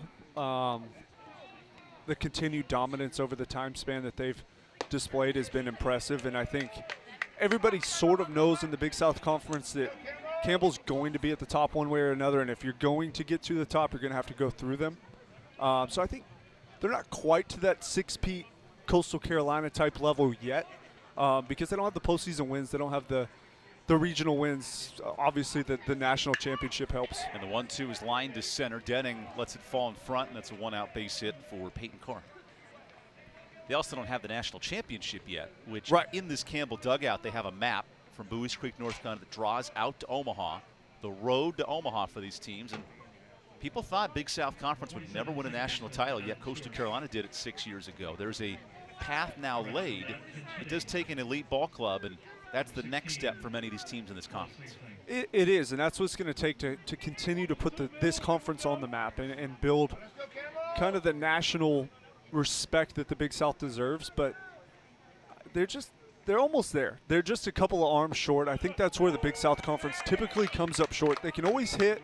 The defense is decent, but those bigger conferences just have a deeper stable of arms, and I think Campbell's stable is building to be at that point in a year, possibly 2 years. But that would be the closest that I think that we've seen since Coastal Carolina won it. Here's the 0-1 pitch from Boxrucker. That's just a bit low in the zone with Marcus Skundrich, the new catcher, behind the plate. This Big South Conference season was not a smooth sailing start for Campbell. They dropped as low as 6th in the standings in the first 3 weeks of the year, but have responded here in the last 2 months. 10 straight conference victories, and now at 25-9, all alone in first place. Here's the 1-1. Good stop by Skundrich. Campbell has some championships in the past, especially in recent years, but in my opinion, this one would be the sweetest. They faced so much adversity. They had the year off. The rosters are deep, and they're playing more conference games this year than ever before. So you have to check in week after week after week and really embrace the grind. And I think this one, in my opinion, would be the sweetest one that Campbell's won. There's a fastball high. Remember, this Campbell team had a 10-day COVID pause. They sat 5-4 in Big South play. Nothing was assumed in the first 3 weeks of the year. They had to respond nicely with a sweep of Winthrop, including a 28-run outburst. And ever since the middle of April, this team has taken a huge step following a Presbyterian Series loss to dominate the rest of this league. Now the 3-1 is rolled to third. Will this do it? Arias for one, and the double play secures the Big South regular season championship in the longest season in Big South history. The Camels climb the mountain as regular season champions.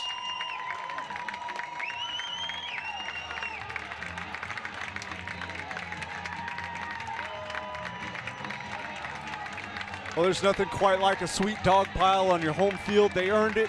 You said it. They came back against all the odds. They became the best team in the conference, no question, and what a sweet victory for these guys. 26 Big South victories for Campbell. That's the most in a single Big South season. The team that was the preseason favorites lived up to the billing, including 11 straight conference wins to close out this sweet victory tonight. They deserved it. I think it's the sweetest that Campbell has yet under their belt, and they faced adversity that no other college athletes have had to face, and they lived up to the hype, which is even harder. So kudos to them. They earned it, and what a great championship team that they turned into. Campbell a 13-3 victor tonight, dominating High Point in this game 1 of the series. The Camels have secured that regular season title, and there it is, the championship trophy, the best moment of it all. A 3-time regular season champion, and we're going to let you listen in and enjoy this moment.